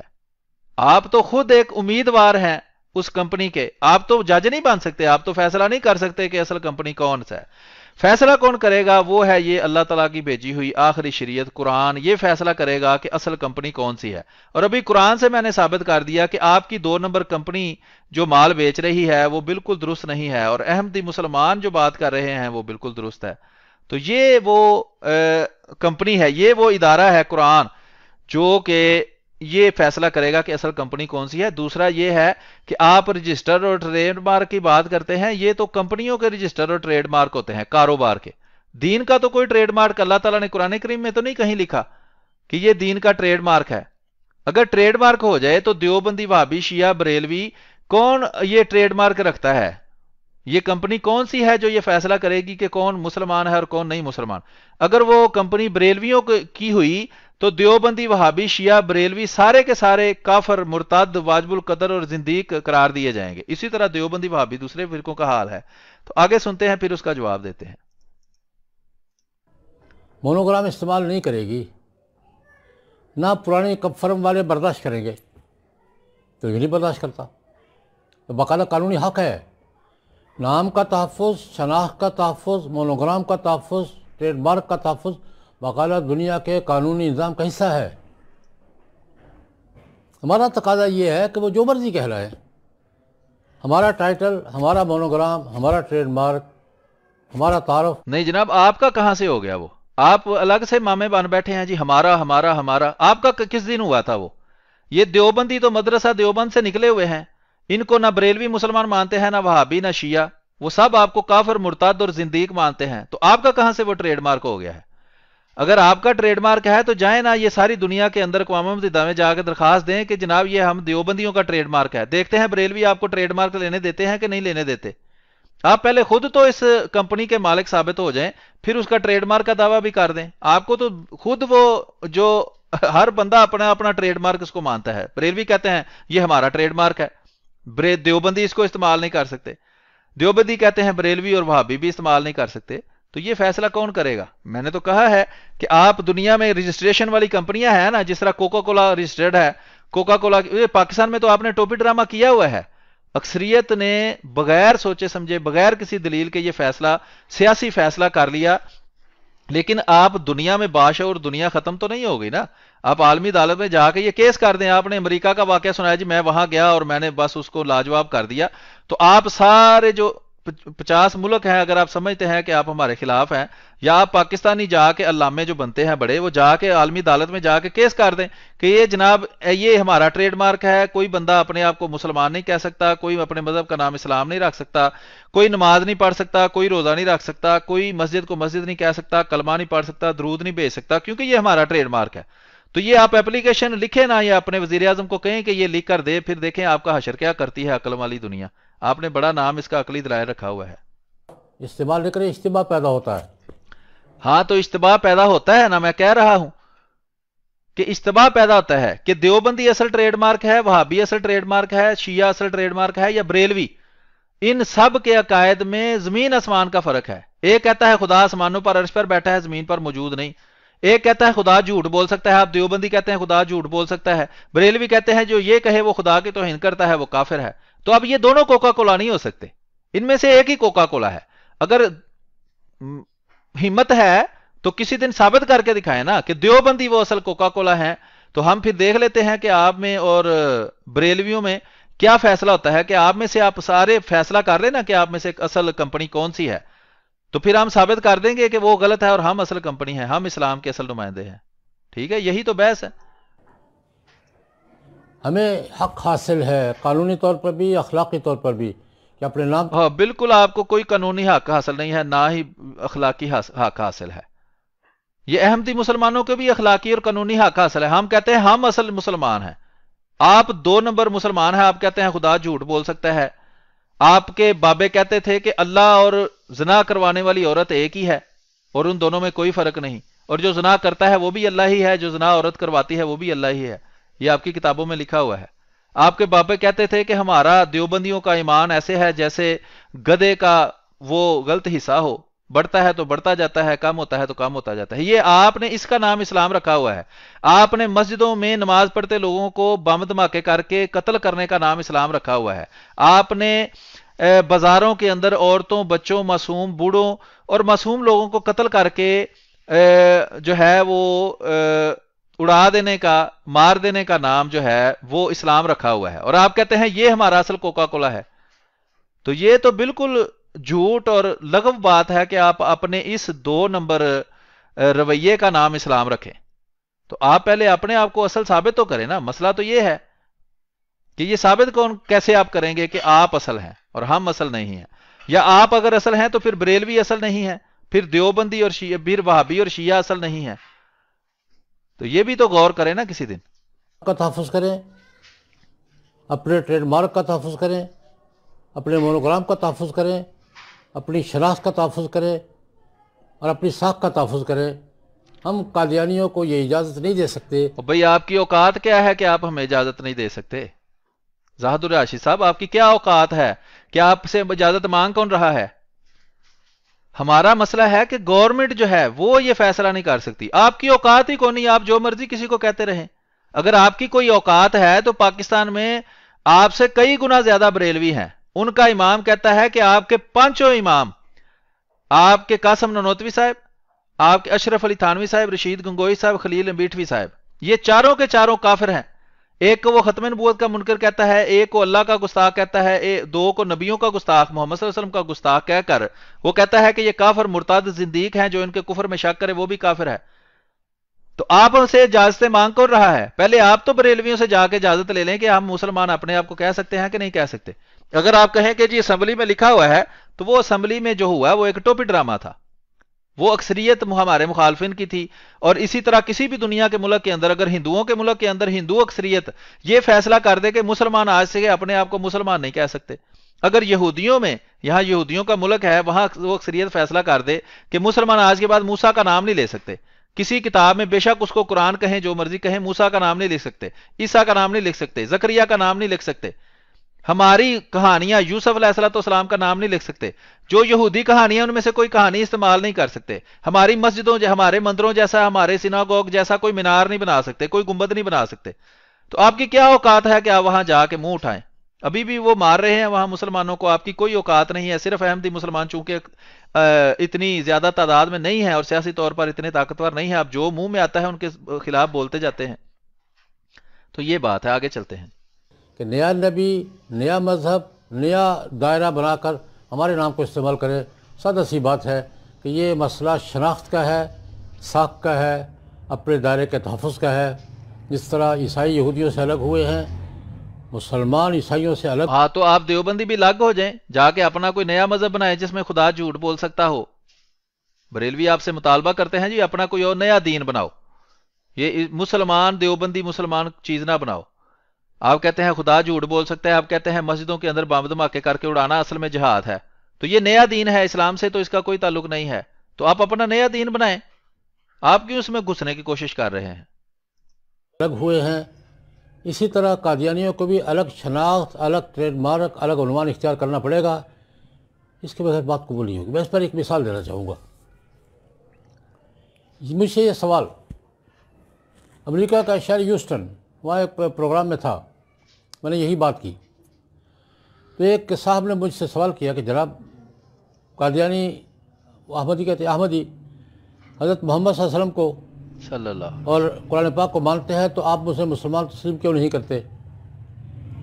میں نے ان سے سوال کیا، میرے بھائی آپ کے امریکہ میں ایک فرقہ ہے عیسائیوں کا، مورمنس، نیا نبی مانتے ہیں، مورمن نیا نبی مانتے ہیں، نئی کتاب ہے ان کی ایک کتاب ہے جس کو بائبل کا حصہ کہتے ہیں، وہ باقی عیسائی نہیں مانتے ان کو، بڑا فرقہ ہے، اس مسیحیت کے نام سے ہے، حضرت عیسیٰ علیہ السلام کے ٹائٹل کے ساتھ ہے، امریکہ میں ہے، بڑا مؤثر ہے، مالدار ہے، منظم ہے۔ میرا ان سے سوال یہ تھا کہ عیسائی دنیا کے تینوں بڑے ادارے، پاپائی روم، آرچ بیشپ آف کنٹربری جو سربراہ ہیں پروٹیسٹنٹ کے، اور آرتھوڈاکس کا چرچ، یونان چرچ، ان مورمنس کو اپنی رکنیت دینے کو تیار ہیں؟ اور مورمن ان سے رکنیت مانگتے ہی نہیں، عجیب ٹوپی ڈرامہ ہے۔ بات یہ ہے کہ ہم دیوبندیوں سے رکنیت مانگ رہے ہیں کہ احمدی مسلمان ہمیں دیوبندی اپنی رکنیت دے دیں، یا ہم بریلویوں سے یا شیعوں سے یا وہابیوں سے ہم کوئی رکنیت مان رہے ہیں کہ ہمیں اپنی تنظیموں کی رکنیت دو؟ ہمیں نہیں چاہیے رکنیت، ہماری اپنی تنظیم ہے، ہم اس کے تحت کام کرتے ہیں، ہم اس گند میں ضرور شامل ہو کے ہم نے کام کرنا ہے۔ بات یہ ہے کہ مورمونز کا آپ نے ذکر کیا ہے، کیا مورمون اپنے آپ کو کرسچن نہیں کہتے، عیسائی نہیں کہتے؟ آپ نے کہا جی انہوں نے نئی کتاب بنائی ہوئی ہے اور وہ بائبل میں اس کو شامل کرتے ہیں۔ ہم نے تو کوئی نئی کتاب نہیں بنائی، ہم تو قرآن کو کامل مانتے ہیں اور قرآن میں کسی نئی چیز کو شامل نہیں کرتے، یہ آپ کو بھی پتا ہے۔ جھوٹ آپ جس طرح ابھی بول رہے ہیں بولتے جائیں تو وہ الگ بات ہے، ہم قرآن کو حتمی مانتے ہیں۔ اگر مورمونز نئی چیز مانتے ہیں تو وہ ہماری طرح تو نہیں ہے، اور دوسری بات یہ ہے کہ مورمونز کے خلاف دنیا میں کتنے کرسچن ملک ہیں اور کتنی زیادہ اکثریت میں ہیں یہ تینوں فرقے، یہ پروٹیسٹنٹ، آرتھوڈوکس اور رومن کیتھولک. کیا کسی نے ان کے خلاف کوئی قانون دنیا میں پاس کیا ہے کہ مورمونز اپنے آپ کو کرسچن نہیں کہہ سکتے؟ مورمونز جو ہے وہ اپنی جو عبادت گاہ ہے اس کو وہ چرچ نہیں کہہ سکتے. کوئی بھی نہیں، کسی نے کسی جگہ یہ قانون نہیں بنایا. یہ گندا قانون صرف پاکستان کے اندر ہے، اور اس کی بھی وجہ وہ ایک دیوبندی جو ہے وہ ابو جہل کی نسل سے جو ایک بندہ تھا فوجی، اس نے وہ بنا دیا تھا اور بعد میں اس کو قانون کا حصہ بنا دیا گیا، حالانکہ وہ اس آئین کے بھی خلاف ہے. وہ بعد میں آپ آئین کی بات کرتے ہیں، پھر میں آپ کو یادداشت آپ کی فریش کرتا ہوں. تو ابھی عرض یہ ہے کہ مورمون اپنے آپ کو کرسچن کہتے ہیں اور دنیا میں کسی جگہ بھی ان پر قانونی طور پر پابندی نہیں ہے. ہاں، لوگ اگر ان کو غلط سمجھتے ہیں تو ان کا حق ہے، اسی طرح آپ کو بھی حق ہے. آپ ہمیں غلط سمجھنا ہے تو سمجھتے رہیں، آپ کی اوقات ہی کوئی نہیں کہ آپ کی کسی چیز کو غلط سمجھنے یا صحیح سمجھنے سے کوئی فرق پڑتا ہو. بریلوی سمجھیں، جو مرضی سمجھیں، جس طرح آپ کہتے ہیں کہ آپ کو بریلویوں کے کافر سمجھنے سے کوئی فرق نہیں پڑتا، شیعوں کا اگر دیوبندی شیعوں کو کافر سمجھتے ہیں تو شیعوں کو کوئی فرق نہیں پڑتا. اسی طرح ہماری بھی جوتی کو پرواہ نہیں ہے آپ ہمیں کیا سمجھتے ہیں کیا نہیں سمجھتے. مسئلہ یہ ہے کہ حکومت کو کوئی حق حاصل نہیں ہے. آپ یہ بتائیں، مورمونز کی آپ مثال دے رہے ہیں، کس ملک میں، کرسچن ملک میں مورمون سے وہ حقوق چھینے گئے ہیں جو احمدی مسلمانوں سے چھینے گئے ہیں؟ بعد میں آپ جا کے کہیں گی جی احمدی چونکہ آئین کو نہیں مانتے تو یہ تو وہ، تو وہاں وہ گندا قانون ہی نہیں بنا ہوا جن کی مثالیں آپ دے رہے ہیں. کون سے ملک میں؟ یہودی ملک ہے، یہودیوں کے ملک میں بھی کسی کو یہ حقوق سے چھینا نہیں گیا جو آپ کے اس گندے قانون کے اندر احمدی مسلمانوں کو چھینا گیا ہے. تو آپ سے تو ہماری بحث ہی نہیں، آپ ہمیں جو مرضی سمجھتے رہیں، آپ کی میں نے کہا ہے کوئی اوقات ہی نہیں ہے. مسئلہ ہے حکومت کو یہ حق حاصل نہیں کہ وہ کسی کے بارے میں یہ فیصلہ کرے کہ حکومت کی نظر میں فلاں بندہ جو ہے وہ مسلمان ہے اور فلاں بندہ مسلمان نہیں ہے. اگر یہ حق آپ دوسرے کرسچن ملکوں کو دیں، دوسرے ملکوں کو دیں گے تو آپ کی تو اوقات ہی کوئی نہیں رہ گئی. یہ ایران شیعوں کا ملک ہے، اگر وہاں فیصلہ کر دیں کہ دیوبندی کافر ہیں، ان کو کوئی حقوق حاصل نہیں ہے. آپ کے میں نے پروگرام خود دیکھے ہیں آپ کے دیوبندی فرقے کے کہ جو روتے ہیں جی وہاں ہمیں مسجدیں نہیں بنانے دیتے. تو وہی کام آپ سے جب ہوتا ہے تب آپ کو اصول بھول جاتے ہیں سارے. وجہ اس طرح Vatican city, archbishop of Canterbury اور یونان کا آرتھوڈکس چرچ مورمنز کو عیسیٰ علیہ السلام پر ایمان کے باوجود، انجیل پر ایمان کے باوجود، بائبل پر ایمان کے باوجود اپنے دائرے میں شامل کرنے کو تیار نہیں ہیں. ہاں، وہ ایک دوسرے کو بھی شامل کرنے کو تیار نہیں ہیں. جیسے بریلوی آپ کو اپنی تنظیموں میں شامل کرنے کو تیار نہیں ہے نا، وہ آپ کو کافر، مرتد اور زندیق مانتے ہیں. اسی طرح یہ جن تینوں کی آپ نے مثال دی ہے نا، وہ تو آپ کہتے ہیں جی نیا نبی مانتے ہیں، تو یہ تو نیا نبی بھی نہیں مانتے. تو کیا پروٹیسٹنٹ کو رومن کیتھولک اپنی تنظیموں میں شامل کرتے ہیں؟ کیا آرتھوڈوکس کو پروٹیسٹنٹ اپنی تنظیموں میں شامل کرتے ہیں؟ پروٹیسٹنٹ کو آرتھوڈوکس کرتے ہیں، وہ تو نیا نبی بھی نہیں مانتے. تو یہ تو الگ ڈرامہ ہے. یہ تو سیدھی سی بات ہے کہ جن کے عقائد الگ ہیں، جن کی تنظیمات الگ ہیں، جن کے خیالات، ان کے رویے الگ ہیں، وہ الگ الگ اپنا کام کرتے ہیں. تو اس کا ہماری مثال سے تو کوئی تعلق ہی نہیں ہے. اسی طرح بالکل ان کی طرح نہ بریلوی آپ کو قبول کرنے کے لیے تیار ہے، نہ وہابیوں کو، نہ شیعہ کو. اسی طرح آپ بھی ان کو قبول کرنے کو تیار نہیں ہے. مذہبی طور پر آپ ان کو پکا مسلمان نہیں سمجھتے. آپ کے اکابر کی کتابیں بھری پڑی ہیں، آپ کے دیوبندیوں کے کفر کے فتوے ہیں ان کے اوپر، سب کے اوپر. وہ الگ کسی وقت میں آپ کو دکھا دوں اگر آپ کو یادداشت خراب ہو گئی ہو تو. اس بنیاد پر کہ وہ نئی وحی کی بات کر رہے ہیں، نئی کتاب کی بات کر رہے ہیں، بالکل اسی طرح ہمارا موقف بھی ہے کہ ہم قادیانیوں کو اپنے وجود کا حصہ تسلیم کرنے کو تیار نہیں ہیں. ان کو اور ہمیں ضرورت بھی نہیں ہے. آپ کی کوئی ایسی اوقات نہیں ہے کہ ہم آپ کے وجود کا حصہ بنیں. ہم تو رسول اللہ کریم صلی اللہ علیہ وآلہ وسلم کے اس اصل دین کا وجود کا حصہ ہیں جو وہ دنیا میں لے کر آئے. اور آپ کوئی ٹھیکیدار تو نہیں ہے دین کے کہ آپ سے ہم اجازت مانگتے پھریں کہ جناب آپ ہمیں حصہ سمجھتے ہیں کہ نہیں سمجھتے. آپ جو مرضی سمجھتے رہیں، آپ کی اوقات ہی کوئی نہیں کہ آپ کے سمجھنے نہ سمجھنے سے ہمیں کوئی فرق پڑے. الگ شناخت کرنی پڑے گی. خام خواہ ان کو ہمارا اور دنیا کا وقت ضائع نہیں کرنا چاہیے. تیسرا سوال، یہ سوال بھی ہوتا ہے کہ جناب ٹھیک ہے چلو الگ صحیح، ان کے کوئی انسانی اور شہری حقوق بھی ہیں یا نہیں؟ یہ بڑا اہم سوال ہے. پاکستان میں ان کو جو انسانی حقوق، شہری حقوق، سول رائٹس، مذہبی حقوق وہ حاصل ہیں یا نہیں؟ میں اس کا تو بالکل حاصل ہے، لیکن سوال یہ ہے کہ وہ کسی دستور اور ضابطے کے تحت حاصل کریں گے یا جو حقوق وہ خود طے کرنے کے وہی ملیں گے. کسی ملک کی کسی کمیونٹی کو جو حقوق ملتے ہیں وہ کسی سسٹم کے تحت ملتے ہیں یا آزادہ جو اس کو وہ حق قرار دے وہ مل جائے گا ان کو؟ کسی ملک میں کسی کمیونٹی کے حقوق کے تعین کا سب سے بڑا معیار دستور ہوتا ہے. ملک کا دستور معیار ہے. قادیانی ملک کے دستور کو تسلیم نہیں کر رہے. ہاں یہ بالکل جھوٹ ہے. یہ نیچے لکھا، یہ دیکھیں نیچے کیا لکھا ہے، قادیانی دستور پاکستان کو تسلیم نہیں کرتے. یہ بالکل بکواس کر رہا ہے. ہم صرف اس شک کو نہیں مانتے جو ہمارے خلاف بنائی گئی ہے، اور اس کو اس لیے نہیں مانتے کہ وہ قرآن و سنت کے بھی خلاف ہے. یہ آئین میں لکھا ہوا ہے کہ جو قرآن و سنت کے خلاف بنے گا قانون وہ ماننے کے قابل نہیں ہوگا. دوسرا یہ خود اسی آئین کی شک نمبر 20 کے بھی خلاف ہے جو ہمارے خلاف قانون بنے ہوئے ہیں. اور تیسرا یہ ہے کہ وہ اخلاقیات اور انسانی اقدار کے بھی خلاف ہیں. اس لیے ہم ان شکوں کو نہیں مانتے. اس کے بارے میں کہنا جی ہم دستور پاکستان کو نہیں مانتے، یہ بالکل جھوٹ ہے. دستور پاکستان کو کوئی ایک پاکستانی بھی نہیں مانتا. کیا فوج پاکستان کی مانتی ہے دستور پاکستان کو؟ وہ تو جوتے کی نوک پر اس کو رکھتی ہے جب پاکستان میں مارشل لا لگتا ہے. کتنے سال پاکستان کے اندر مارشل لا لگا رہا ہے، تو وہ دستور پاکستان کو مان رہے تھے؟ وہ تو اس کو جوتے کی نوک پر رکھ کر وہاں پھینکتے تھے. تو ان کے خلاف تو کوئی آواز نہیں اٹھانے والا. اور ان کو تو کوئی نہیں آج بیٹھ کے یہ زاہد الراشدی صاحب کہہ رہے جی وہ فوج جو ہے وہ پاکستان کے دستور کو نہیں مانتی. اس کی اوقات کیا ہے آپ کے دستور کی؟ یہ جا کے فوجیوں سے پوچھیں جو اس دستور کو کئی سال معطل کر کے رکھتے ہیں اور اپنی مرضی سے جو مرضی چاہتے ہیں وہ کرتے ہیں. دوسری بات ہے کہ آپ دیوبندی مانتے ہو پاکستان کے دستور کو؟ یہ لال مسجد کے اندر جو دہشت گرد تھے وہ دستور پاکستان کو مانتے تھے. آج بھی وہ بندہ جو لال مسجد کے اندر بیٹھا ہوا ہے جس کا بھائی قتل ہو گیا تھا فساد کی وجہ سے، اور یہ فسادی کیا دستور پاکستان کو مانتے ہیں؟ بریلوی کیا دستور پاکستان کو مانتے ہیں؟ بریلویوں کے بابے کہتے رہے ہیں کہ جمہوریت تو ہے ہی، اسلام کا تعلق ہی نہیں ہے جمہوریت سے. وہ آپ کے جو بڑے بابے تھے وہ تو اس کو جمہوریت کو اسلام دشمنی قرار دیتے تھے. وہ تو کہتے تھے کہ نہیں یہ جمہوری نظام کا حصہ بننا ہی جو ہے وہ اسلام کے خلاف ہے. آج اب ہمیں دستور پاکستان سنا رہے ہیں اور ہم اس شک کو نہ مانتے ہیں نہ مانیں گے جو قرآن کے خلاف ہے، جو خود اس آئین کے خلاف ہے. آئین کی آرٹیکل نمبر 20 ہمیں یہ حق دیتا ہے کہ ہم اعلان کریں کہ ہم کون ہیں، اور ہم کہتے ہیں کہ ہم احمدی مسلمان ہیں، اور وہ حق ہمیں دیتا ہے کہ ہم اپنے اس اعلان پر عمل کریں. عملی طور پر ہم نمازیں پڑھیں، اپنی مسجدوں کو مسجدیں کہیں اور اپنے عقائد کی تبلیغ کریں. یہ آرٹیکل نمبر 20 آئین پاکستان کا ہمیں حق دیتا ہے. آپ لوگ اس آئین کو نہیں مانتے. اگر آئین کو ماننے بغیر حقوق نہیں ملتے تو آپ سب کو وہ حقوق نہیں ملنے چاہیے، کیونکہ آپ میں سے کوئی بھی آرٹیکل نمبر 20 کو نہیں مانتا.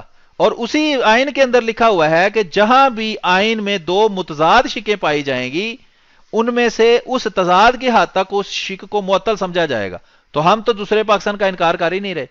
ہم تو آپ کے دماغ تازہ کر رہے ہیں کہ آپ دستور پاکستان کو کیوں نہیں مانتے. جو دستور سن 1973 میں بنا تھا اس میں احمدی مسلمانوں کے خلاف کوئی شک شامل نہیں تھی. یہ جو ترمیم کر کے اندر ڈالا گیا تھا وہ بھی آئین پاکستان کے خلاف تھا. اور اس کے بعد جو ابلیس کی نسل ضیاء الحق نے اندر وہ ڈالا تھا کہ احمدی اپنے آپ کو مسلمان نہیں کہہ سکتے، فلاں نہیں کر سکتے، تبلیغ نہیں کر سکتے، وہ سارا اس وقت تو دستور ہی معطل تھا. اس وقت تو دستور کو جوتے کے نیچے اس نے رکھا ہوا تھا. تو جب وہ یہاں سے خس کم جہاں پاک گیا ہے دنیا سے اللہ کے عذاب کا نشان بن کر، اس کے بعد آپ نے اس کو اندر شامل کر لیا ہے، حالانکہ وہ خود آئین کے متصادم تھا. ٹھیک ہے جناب، تو آپ ہمیں دستور پاکستان سنا رہے ہیں. میں بھی آپ کو وہ شک بھی دکھاتا ہوں جس کے خلاف ہیں. یہ دستور میں وہ شکیں جو احمدی مسلمانوں کے خلاف ہیں. باقی آپ کی باتوں کا جواب اس کے اندر آ گیا ہے. دستور نے، پارلیمنٹ نے جمہوری اصولوں پر، قومی اصولوں پر، جمہوری اصولوں پر کسی ابہام کے بغیر بالکل کوئی جمہوری اصولوں پر نہیں کیا تھا. وہ جو بندہ اس وقت اسمبلی میں بیٹھا تھا اس نے خود کہا ہے کہ فیصلہ پہلے ہو چکا تھا اور یہ سارا ٹوپی ڈرامہ تھا جو احمدی مسلمانوں کو سامنے رکھ کر کیا گیا تھا. ملک کی پارلیمنٹ نے بھی، عدالت عظمیٰ نے بھی. عدالت عظمیٰ کا جو حشر یہاں ہوا ہے وہ سب کو پتا ہے کہ یہ بکاؤ عدالتیں ہیں، بکاؤ جج ہیں، بکاؤ وکیل ہیں. یہ ٹگے پہ بکنے والے جو ہیں ان کے فیصلوں کو ہم مانیں گے؟ عدالت عظمیٰ پھرتے ہو لے کر. سول سوسائٹی نے بھی. سول سوسائٹی کیا ہے؟ وہاں برما کی سول سوسائٹی سے جا کے پوچھو، وہ کہتی ہے مسلمانوں کو قتل کر دو، تو قتل کر دو گے. جو سول سوسائٹی وہاں یزید کے ساتھ تھی وہ کہتی تھی امام حسین کو قتل کر دو، تو وہ جائز ہو گیا تھا. جو مکہ کی سول سوسائٹی کے مشرکین تھے وہ کہتے تھے محمد صلی اللہ علیہ وسلم واجب القتل ہیں، تو وہ ٹھیک کہتے تھے. یہ تمہاری سول سوسائٹی کا تم نے دلیل رکھی ہوئی ہے اپنی. اتفاق کا فیصلہ کیا ہوا ہے. ہم قادیانیوں کو کے حقوق سے انکار نہیں کرتے، لیکن ان کے حقوق مسلمان کے ٹائٹل کے ساتھ نہیں ہوں گے، غیر مسلم کے ٹائٹل کے ساتھ ہوں گے، جیسے ہندوؤں کے ہیں، جیسے سکھوں کے ہیں. وہ بڑے حقوق دے رہے ہو تم سکھوں کو، جھوٹ بولتے ہوئے تو تمہیں شرم بھی نہیں آتی. نہ سکھوں کو تمہارے ملک میں حقوق حاصل ہیں، نہ عیسائیوں کو ہیں، کسی بھی اقلیت کو حقوق حاصل نہیں ہے. کیونکہ سوائے وزیر اعظم اور صدر کے ہر ملک کا باشندہ جو ہے وہ ہر عہدے پر پہنچ سکتا ہے. مجھے بتاؤ پچھلے سالوں کے اندر کتنے جنرل بنے ہیں پاکستان کے اندر، کتنے چیف آف آرمی سٹاف بنے ہیں، کتنے بنے ہیں یہ بحریہ کے چیف بنے ہیں. اور کسی بھی ادارے کے اندر جو چیف ہے وہ مجھے بتاؤ، جو بڑے بڑے ادارے ہیں پاکستان کے اندر، یہ عدالت عظمیٰ جس کو تم کہتے ہو، اس کا جو ہے چیف وہ کبھی کوئی عیسائی بنا ہے، کبھی کوئی سکھ بنا ہے؟ حالانکہ ان کا حق ہے، اور تم کیا سمجھتے ہو ان کے اندر دماغ نہیں ہے؟ بالکل ہے. لیکن نہ تم کسی بھی اقلیت کو کسی بھی اچھے عہدے پر کسی بھی ادارے کے اندر جانے نہیں تم روک دیتے. اور بالکل تم جھوٹ بول رہے ہو جن کو حقوق حاصل ہیں. بالکل حقوق حاصل نہیں ہے. جیسے عیسائیوں کے ہیں، کسی کے ہم نہ عیسائیوں کے حقوق سے انکار ہے ہمیں، نہ سکھوں کے حقوق سے، نہ ہندوؤں کے، لیکن مسلمان کے ٹائٹل سے وہ بھی مانگے نہیں دیں گے ہم. اچھا تمہیں تو پوچھ ہی کوئی نہیں رہا، تمہاری اوقات ہی کوئی نہیں. تم وہاں تنخواہ دار ملا ہو وہاں کسی مدرسے کے اندر، تمہاری کیا اوقات ہے کہ تم مجھے حقوق دو یا میرے حقوق چھینو؟ تمہارے ساتھ بحث ہی نہیں ہے. ہماری بحث تو ہے گورنمنٹ کے ساتھ کہ گورنمنٹ کو کیا اختیار ہے کہ وہ ہمارے حقوق جو ہے وہ کسی مسلمان کہہ کر یا کچھ کہہ کر ہمارے مذہب کا فیصلہ کرے. نہیں تو پھر فیصلہ کرے کہ دیوبندی مسلمان ہے یا وہابی مسلمان ہے، شیعہ مسلمان ہے. ان میں سے مسلمان صرف ایک ہی ہو سکتا ہے. رسول کریم صلی اللہ علیہ وسلم ایک دین لے کر آئے تھے، کوئی 50 دین لے کر نہیں آئے تھے کہ تم کہو کہ سارے کے سارے مسلمان ہیں اور یہ احمدی مسلمان نہیں ہیں. یہ سیدھا سیدھا ڈرامہ ہے، سیاسی ڈرامہ تم لوگوں نے کیا ہوا ہے. اور تمہاری اوقات ہی کو نہیں کہ تم ہمیں حقوق دو یا ہمارے حقوق چھینو. دوسری بات یہ ہے کہ حکومت پاکستان ہمیں مانتی ہے اس ملک کا شہری، اس لیے ہمیں شناختی کارڈ ایشو کرتی ہے نا. جا کے کہو حکومت پاکستان سے ہمیں شناختی کارڈ ایشو نہ کرے، ہمیں پاسپورٹ ایشو نہ کرے. ہم دستور پاکستان کو مانتے ہیں اور ان کی ریکوائرمنٹ کو پوری کر کے ہی پاکستان کا شناختی کارڈ لیتے ہیں نا، اور پاسپورٹ لیتے ہیں. پھر تمہاری کیا اوقات ہے کہ تم مجھے کہو کہ تم مجھے حقوق نہیں لینے دو گے؟ ہر وہ حق جو اس شناختی کارڈ کے رکھنے والے کو ہے، اگر تمہارے پاس شناختی کارڈ ہے تو میرے پاس بھی بالکل اسی طرح کا شناختی کارڈ موجود ہے. جتنے تمہارے حقوق ہیں اتنے ہی پاکستانی شہری کے طور پر میرے حقوق ہیں. مجھے پاکستان کے آئین سے اختلاف ہے، مجھے رہے گا. وہ قرآن کے بھی خلاف ہے، وہ اس آئین کے بھی خلاف ہے، بنیادی انسانی حقوق کے بھی خلاف ہے، وہ اقوام متحدہ کے انسانی حقوق کے چارٹر کے بھی خلاف ہے. مجھے اختلاف ہے، لیکن اختلاف ہونے سے ہر پارٹی کو اختلاف ہے. اور جب یہ صوبے تھے اور صوبوں والے نہیں پسند کرتے تھے کہ صوبوں کو اختیار نہیں ملے ہوئے، وہ کہتے تھے صوبوں کو اختیار ہونے چاہیے. تو اگر وہ اس شک سے اختلاف رکھتے تھے تو کیا اس کے حقوق ہی ختم ہو گئے ہیں؟ تم لوگوں کی مت ماری گئی ہے ویسے ہی. ہندو اپنے کام کرتے ہیں اپنے ٹائٹل سے کرتے ہیں، عیسائی یہاں سب کچھ کرتے ہیں اپنے ٹائٹل سے کرتے ہیں، سکھ بھی بہت کچھ کرتے ہیں. عیسائیوں کو زندہ تم جلاتے ہو، ان کی چرچوں کو توڑتے ہو، ان کی جگہوں پر قبضے کرتے ہو، ان پر جھوٹے مقدمے بناتے ہو. سارا کچھ وہ کیا کرتے ہیں؟ کرتے ہیں اپنے ٹائٹل سے. ہاں کیا کرتے ہیں بتاؤ نا. کون سے چیف آف آرمی سٹاف کوئی کرسچن بنا ہے، کوئی جنرل کرسچن ہے، کوئی پاکستان کے بڑے عہدوں پر، کوئی سپریم کورٹ کے جج، کوئی سپریم کورٹ کا جو کیا اس کو کہتے ہیں چیف جسٹس جو ہے وہ کبھی کرسچن ہوا ہے، ہندو ہوا ہے؟ یہ تو ہو ہی نہیں سکتا کہ وہ سارے صرف تمہارے نام نہاد ٹھگ اور فریبی مسلمان جو ہیں وہی اس قابل ہیں کہ وہ وہاں جا کے بیٹھتے ہیں. حالانکہ آئین پاکستان کبھی کسی کے بھی اس حق کو ختم نہیں کرتا، لیکن تم ان کے حقوق نہیں دیتے اگر تم اتنے ٹھیکیدار اس کے بنے ہوئے ہو تو. سے کرتے ہیں، جس دن ہمارے ٹائٹل سے کریں گے ہم نہیں کرنے دیں گے. تمہاری اوقات ہی کوئی نہیں ہے کہ تم نہیں کرنے دو گے. بات تو حکومت کی ہو رہی ہے. مسئلہ یہ ہے کہ جس سسٹم نے، میرا بنیادی سوال یہ ہے کہ جس سسٹم کے تحت وہ حقوق حاصل کرنا چاہتے ہیں اس سسٹم کو تسلیم کیے بغیر وہ حقوق کیسے مانگ رہے ہیں؟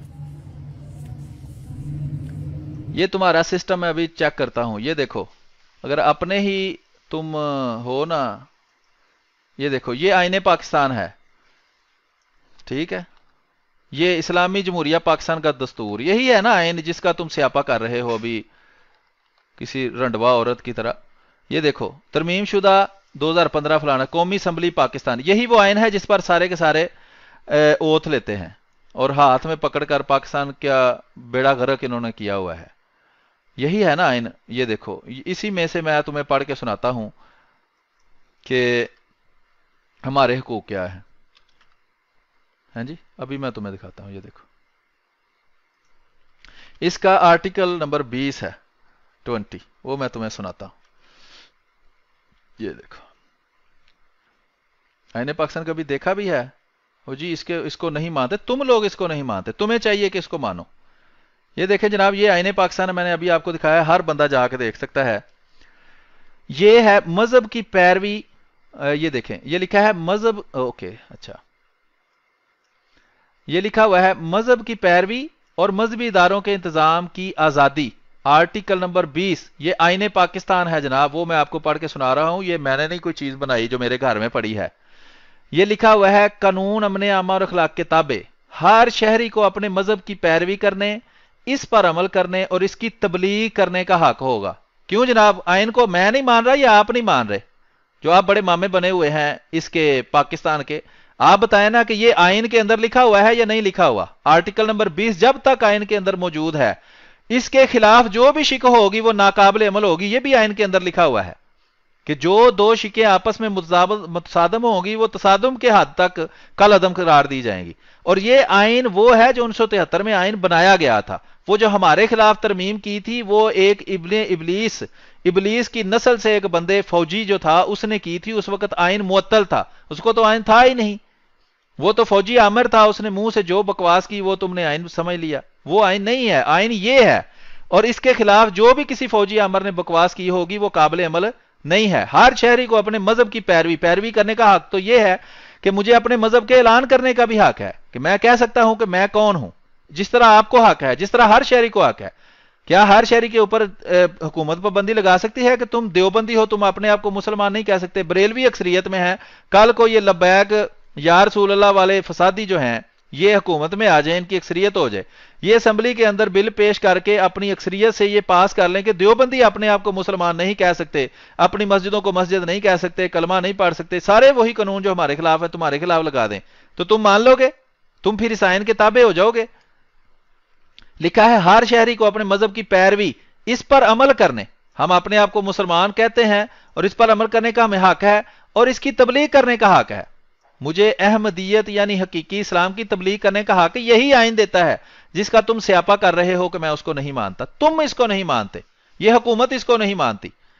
ہم تو یہی کہتے، تم کہتے ہو ساری دنیا میں جا کر یہ جی اس کے خلاف بات کرتے ہیں. ہم ساری دنیا کو یہ شک نمبر 20 دکھاتے ہیں، وہ آئین دکھاتے ہیں جو آئین دنیا کو دکھا کر تم نے دنیا کے عالمی اداروں کی ممبرشپ حاصل کی ہوئی ہے. ٹھیک ہے، ہر مذہبی گروہ اور اس کے ہر فرقے کو اپنی مذہبی ادارے قائم رکھنے، برقرار رکھنے اور ان کے انتظام کا حق حاصل ہوگا. آگے لمبی تفصیل ہے، اس پہ میں نہیں جاتا، وہ عقل مند کے لیے اشارہ ہی کافی ہے. ٹھیک ہے، یہ میں نے آپ کو قرآن دکھا دیا، آپ کا آئین دکھا دیا. اب بھی اگر آپ کو شرم نہ آئے تو پھر رسول کریم صلی اللہ علیہ وسلم نے فرمایا ہے اور اس کا فارسی میں کسی نے ترجمہ کیا ہے کہ بے حیا باشد و ہر چے خواہی کن. جب بے حیا اور بے شرم کوئی ہو جائے تو پھر جو مرضی کرتا پھرے. ہم نے تو عقل والوں کے لیے، باشعور اور جن کے دماغ قائم ہے ان کے لیے ہم نے باتیں یہ سنانی ہے اور عوام کا دماغ ہم نے کھولنا ہے. مولوی کا دماغ تو اللہ نے بند کر دیا ہوا ہے. میں ایک چھوٹی سی مثال دوں گا.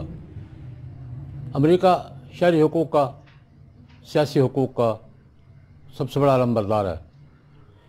امریکہ میں جو لوگ غیر قانونی طور پہ رہ رہے ہیں، او ہیلو، اچھا ملا صاحب، ہم پاکستان میں غیر قانونی طور پر نہیں رہتے. امریکہ میں جو غیر قانونی طور پر رہ رہا ہے اس کو بھی وہ حقوق دیتے ہیں، اس کو بھی وہ نماز پڑھنے، روزہ رکھنے، مسجد میں جانے سے نہیں روکتے، مسجد کو مسجد کہنے سے نہیں روکتے.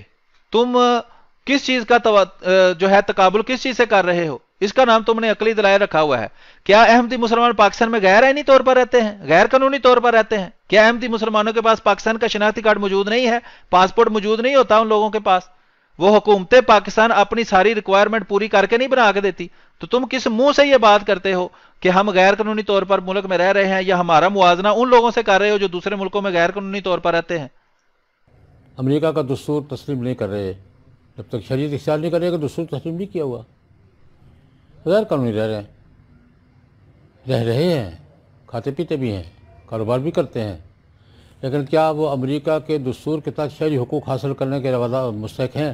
ہاں بالکل، احمدی مسلمان مستحق ہیں، کیونکہ احمدی مسلمانوں کو یہی حکومت شناختی کارڈ ایشو کرتی ہے۔ جس طرح تمہارے جیب میں شناختی کارڈ ہے، اسی طرح کا بالکل شناختی کارڈ میرے پاس بھی ہے۔ اگر تمہارے شہری حقوق ہیں تو میرے شہری حقوق کیوں نہیں ہے؟ اگر حکومت کو کوئی مسئلہ ہے، دیکھو نا، تم حکومت کے اندر ٹانگ گھسا رہے ہو کہ جی حکومت ہمیں شہری حقوق تم سے تو نہیں چاہیے، تمہاری تو اوقات ہی کوئی نہیں، تمہیں تو اپنے حقوق حاصل کرتے ہوئے یہاں ناک رگڑنی پڑے گی، مجھے تم نے کیا حقوق دینے ہیں؟ لیکن گورنمنٹ چونکہ مجھے شناختی کارڈ بنا کے دیتی ہے، اپنی ریکوائرمنٹ پوری کر کے جو بھی وہ کہتی ہے ہم وہ فارم فل کرتے ہیں، اس میں جو لکھنا ہوتا ہے لکھتے ہیں، اور پھر ہم وہ شہری حقوق حاصل کرتے ہیں۔ تم لوگ تو جھوٹ بول کر دھوکہ دے کر وہ فارم فل کرتے ہو، تم شیعوں کو پکا کافر سمجھتے ہو ان کے عقائد کی وجہ سے، لیکن تم اس فارم کے اوپر لکھتے ہو کہ شیعہ مسلمان ہیں، حالانکہ تمہارے بابوں نے ان کو کافر لکھا ہوا ہے۔ تم بریلوی جو ہیں وہ بھی منافق بن کر اس پر سائن کرتے ہیں، اور اپنے بابوں کو کافر مان کر اس پر سائن کرتے ہیں، کیونکہ وہ دیوبندی وہابی شیعہ کو کافر مانتے ہیں، لیکن اس آئین میں لکھا ہوا ہے کہ وہ مسلمان ہیں، وہ اس پر سائن کرتے ہیں۔ ہم تو نہیں کرتے، ہم تو جو ہم سمجھتے ہیں وہ کہتے ہیں۔ ٹھیک ہے جناب، اور یہ حکومت ہمیں وہ چیزیں ایشو کرتی ہے۔ ہمارا مسئلہ ان حقوق کے بارے میں ہے ہی نہیں، کون سے حقوق کے بارے میں ہم بات کرتے ہیں؟ ہم تو کہتے ہیں کہ وہ جو تبلیغ کرنے کا حق ہے وہ ہم سے چھینا گیا ہے، اس کے لیے کون سے شناختی کارڈ کی ضرورت ہے؟ وہ تو ہمیں یہی آئین حق دیتا ہے۔ اسی آئین کی شق نمبر 20 کے اندر لکھا ہوا ہے میرا حق ہے میں اپنے مذہب کا اعلان کروں، اس پر عمل کروں، اس کے مطابق ادارے بناؤں اور اس کی تبلیغ کروں۔ یہ تو آئین کی شق نمبر 20 مجھے حق دے رہی ہے۔ کبھی آپ کے اندر اتنا دم ہو تو آپ آ کر میرا جواب دیں نا، آپ بتائیں کہ وہ کون سی اس شق کے مطابق مجھے کیوں حق نہیں ہے کہ میں اپنی جو ہے وہ تبلیغ کروں؟ اگر مجھے حق نہیں ہے پھر آپ کو کیا حق ہے؟ پھر کسی بھی پاکستانی کو کیا حق ہے کہ وہ کام کرے جو مجھے اجازت نہیں ہے؟ امریکہ کے دستور کے مطابق وہ سیاسی اور شہری اور مذہبی حقوق حاصل کر لیں گے جب تک وہ امریکہ کے دستور کو تسلیم نہ کر لیں۔ بھائی کام کسی سسٹم سے ہوتا ہے، کسی نظم کے تحت ہوتا ہے۔ قادیانی ایک طرف ہاں، وہ نظم کے تحت کام وہاں ہوتا ہے جہاں کوئی انسان بستے ہوں، جہاں آپ جیسے لوگ رہتے ہوں وہاں تو نظم کا کوئی تعلق ہی نہیں ہے۔ یہ لال مسجد میں تو بڑا تنظیم سے کام آپ لوگوں نے کیا ہے نا دیوبندیوں نے، یہاں نظم کا کیا تعلق ہے؟ تو پاکستان کے دستور کے خلاف پوری ہم دنیا دستور کے خلاف کچھ نہیں کر رہے، ہم پاکستان میں جو آئین پاکستان کے خلاف شکے ہیں ان کے خلاف بات کرتے ہیں۔ آپ کہتے ہیں جو دستور کے خلاف کر رہے ہیں، تو یہ جو لال مسجد والے ہیں یہ کیا کر رہے تھے؟ حکومت پاکستان، افواج پاکستان نے وہاں آپریشن کیوں کیا اگر وہ آئین پاکستان کو مان رہے تھے تو؟ اور وہ آج بھی نہیں مانتا۔ جاؤ جا کے اپنے اس دیوبندی بابے سے پوچھو جو اندر بیٹھا ہے کہ وہ آئین پاکستان کو مانتا ہے۔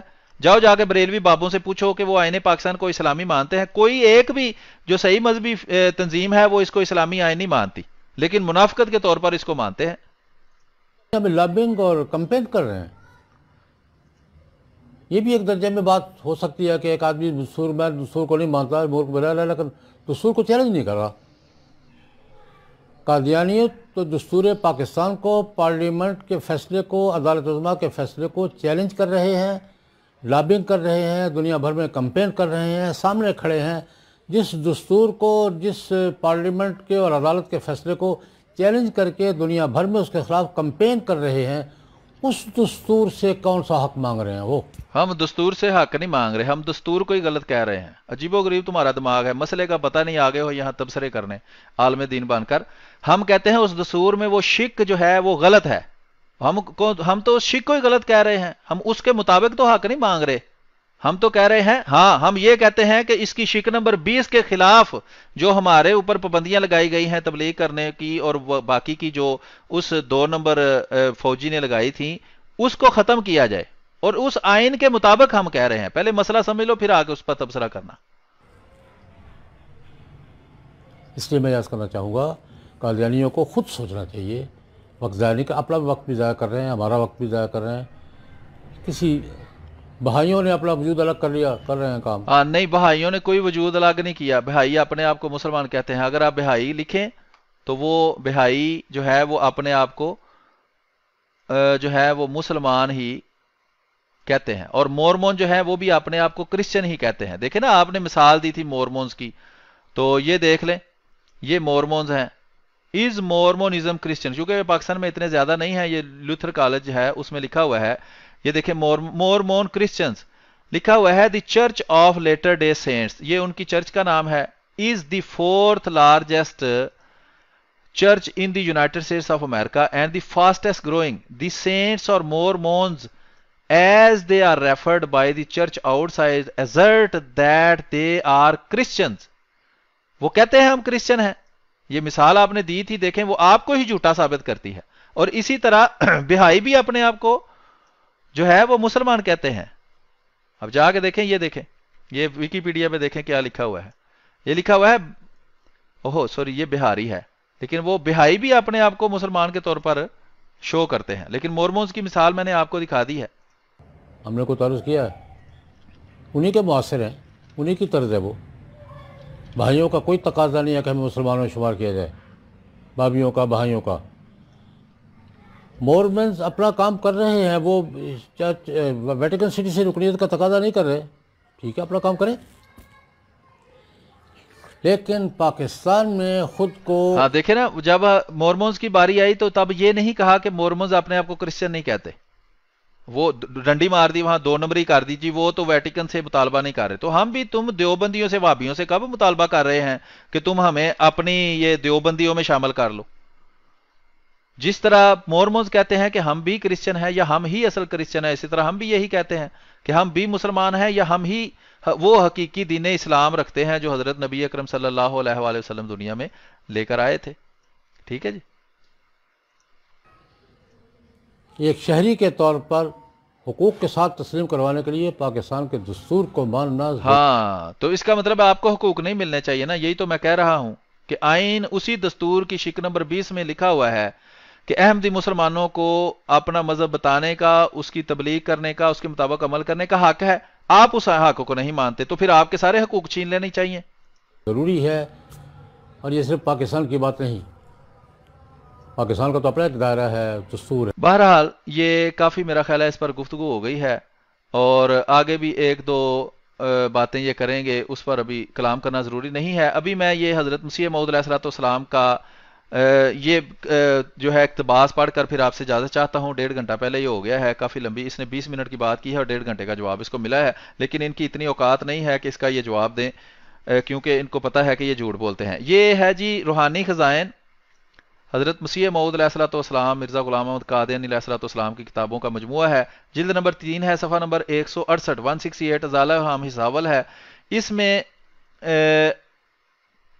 169، اس میں یہ ہمارا مذہب حضرت مسیح موعود علیہ الصلوۃ والسلام نے لکھا ہے، ذا کے فرقان و پیغمبریم، کہ ہم قرآن اور محمد صلی اللہ علیہ وسلم کے عاشق ہیں.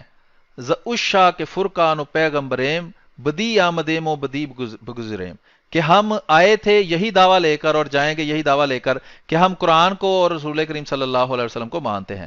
فرماتے ہیں ہمارے مذہب کا خلاصہ اور لب لباب یہ ہے کہ لا الہ الا اللہ محمد الرسول اللہ صلی اللہ علیہ وآلہ وسلم ہمارا اعتقاد جو ہم اس دنیاوی زندگی میں رکھتے ہیں، جس کے ساتھ ہم بفضل و توفیق باری تعالیٰ اس عالم گزران سے کوچ کریں گے، یہ ہے کہ حضرت سیدنا و مولانا محمد مصطفیٰ صلی اللہ علیہ وآلہ وسلم خاتم النبیین، خاتم المرسلین ہیں، جن کے ہاتھ سے اکمال دین ہو چکا اور وہ نعمت بمرتبہ تمام پہنچ چکی، جس کے ذریعے سے انسان راہ راست کو اختیار کر کے خدا تعالیٰ تک پہنچ سکتا ہے.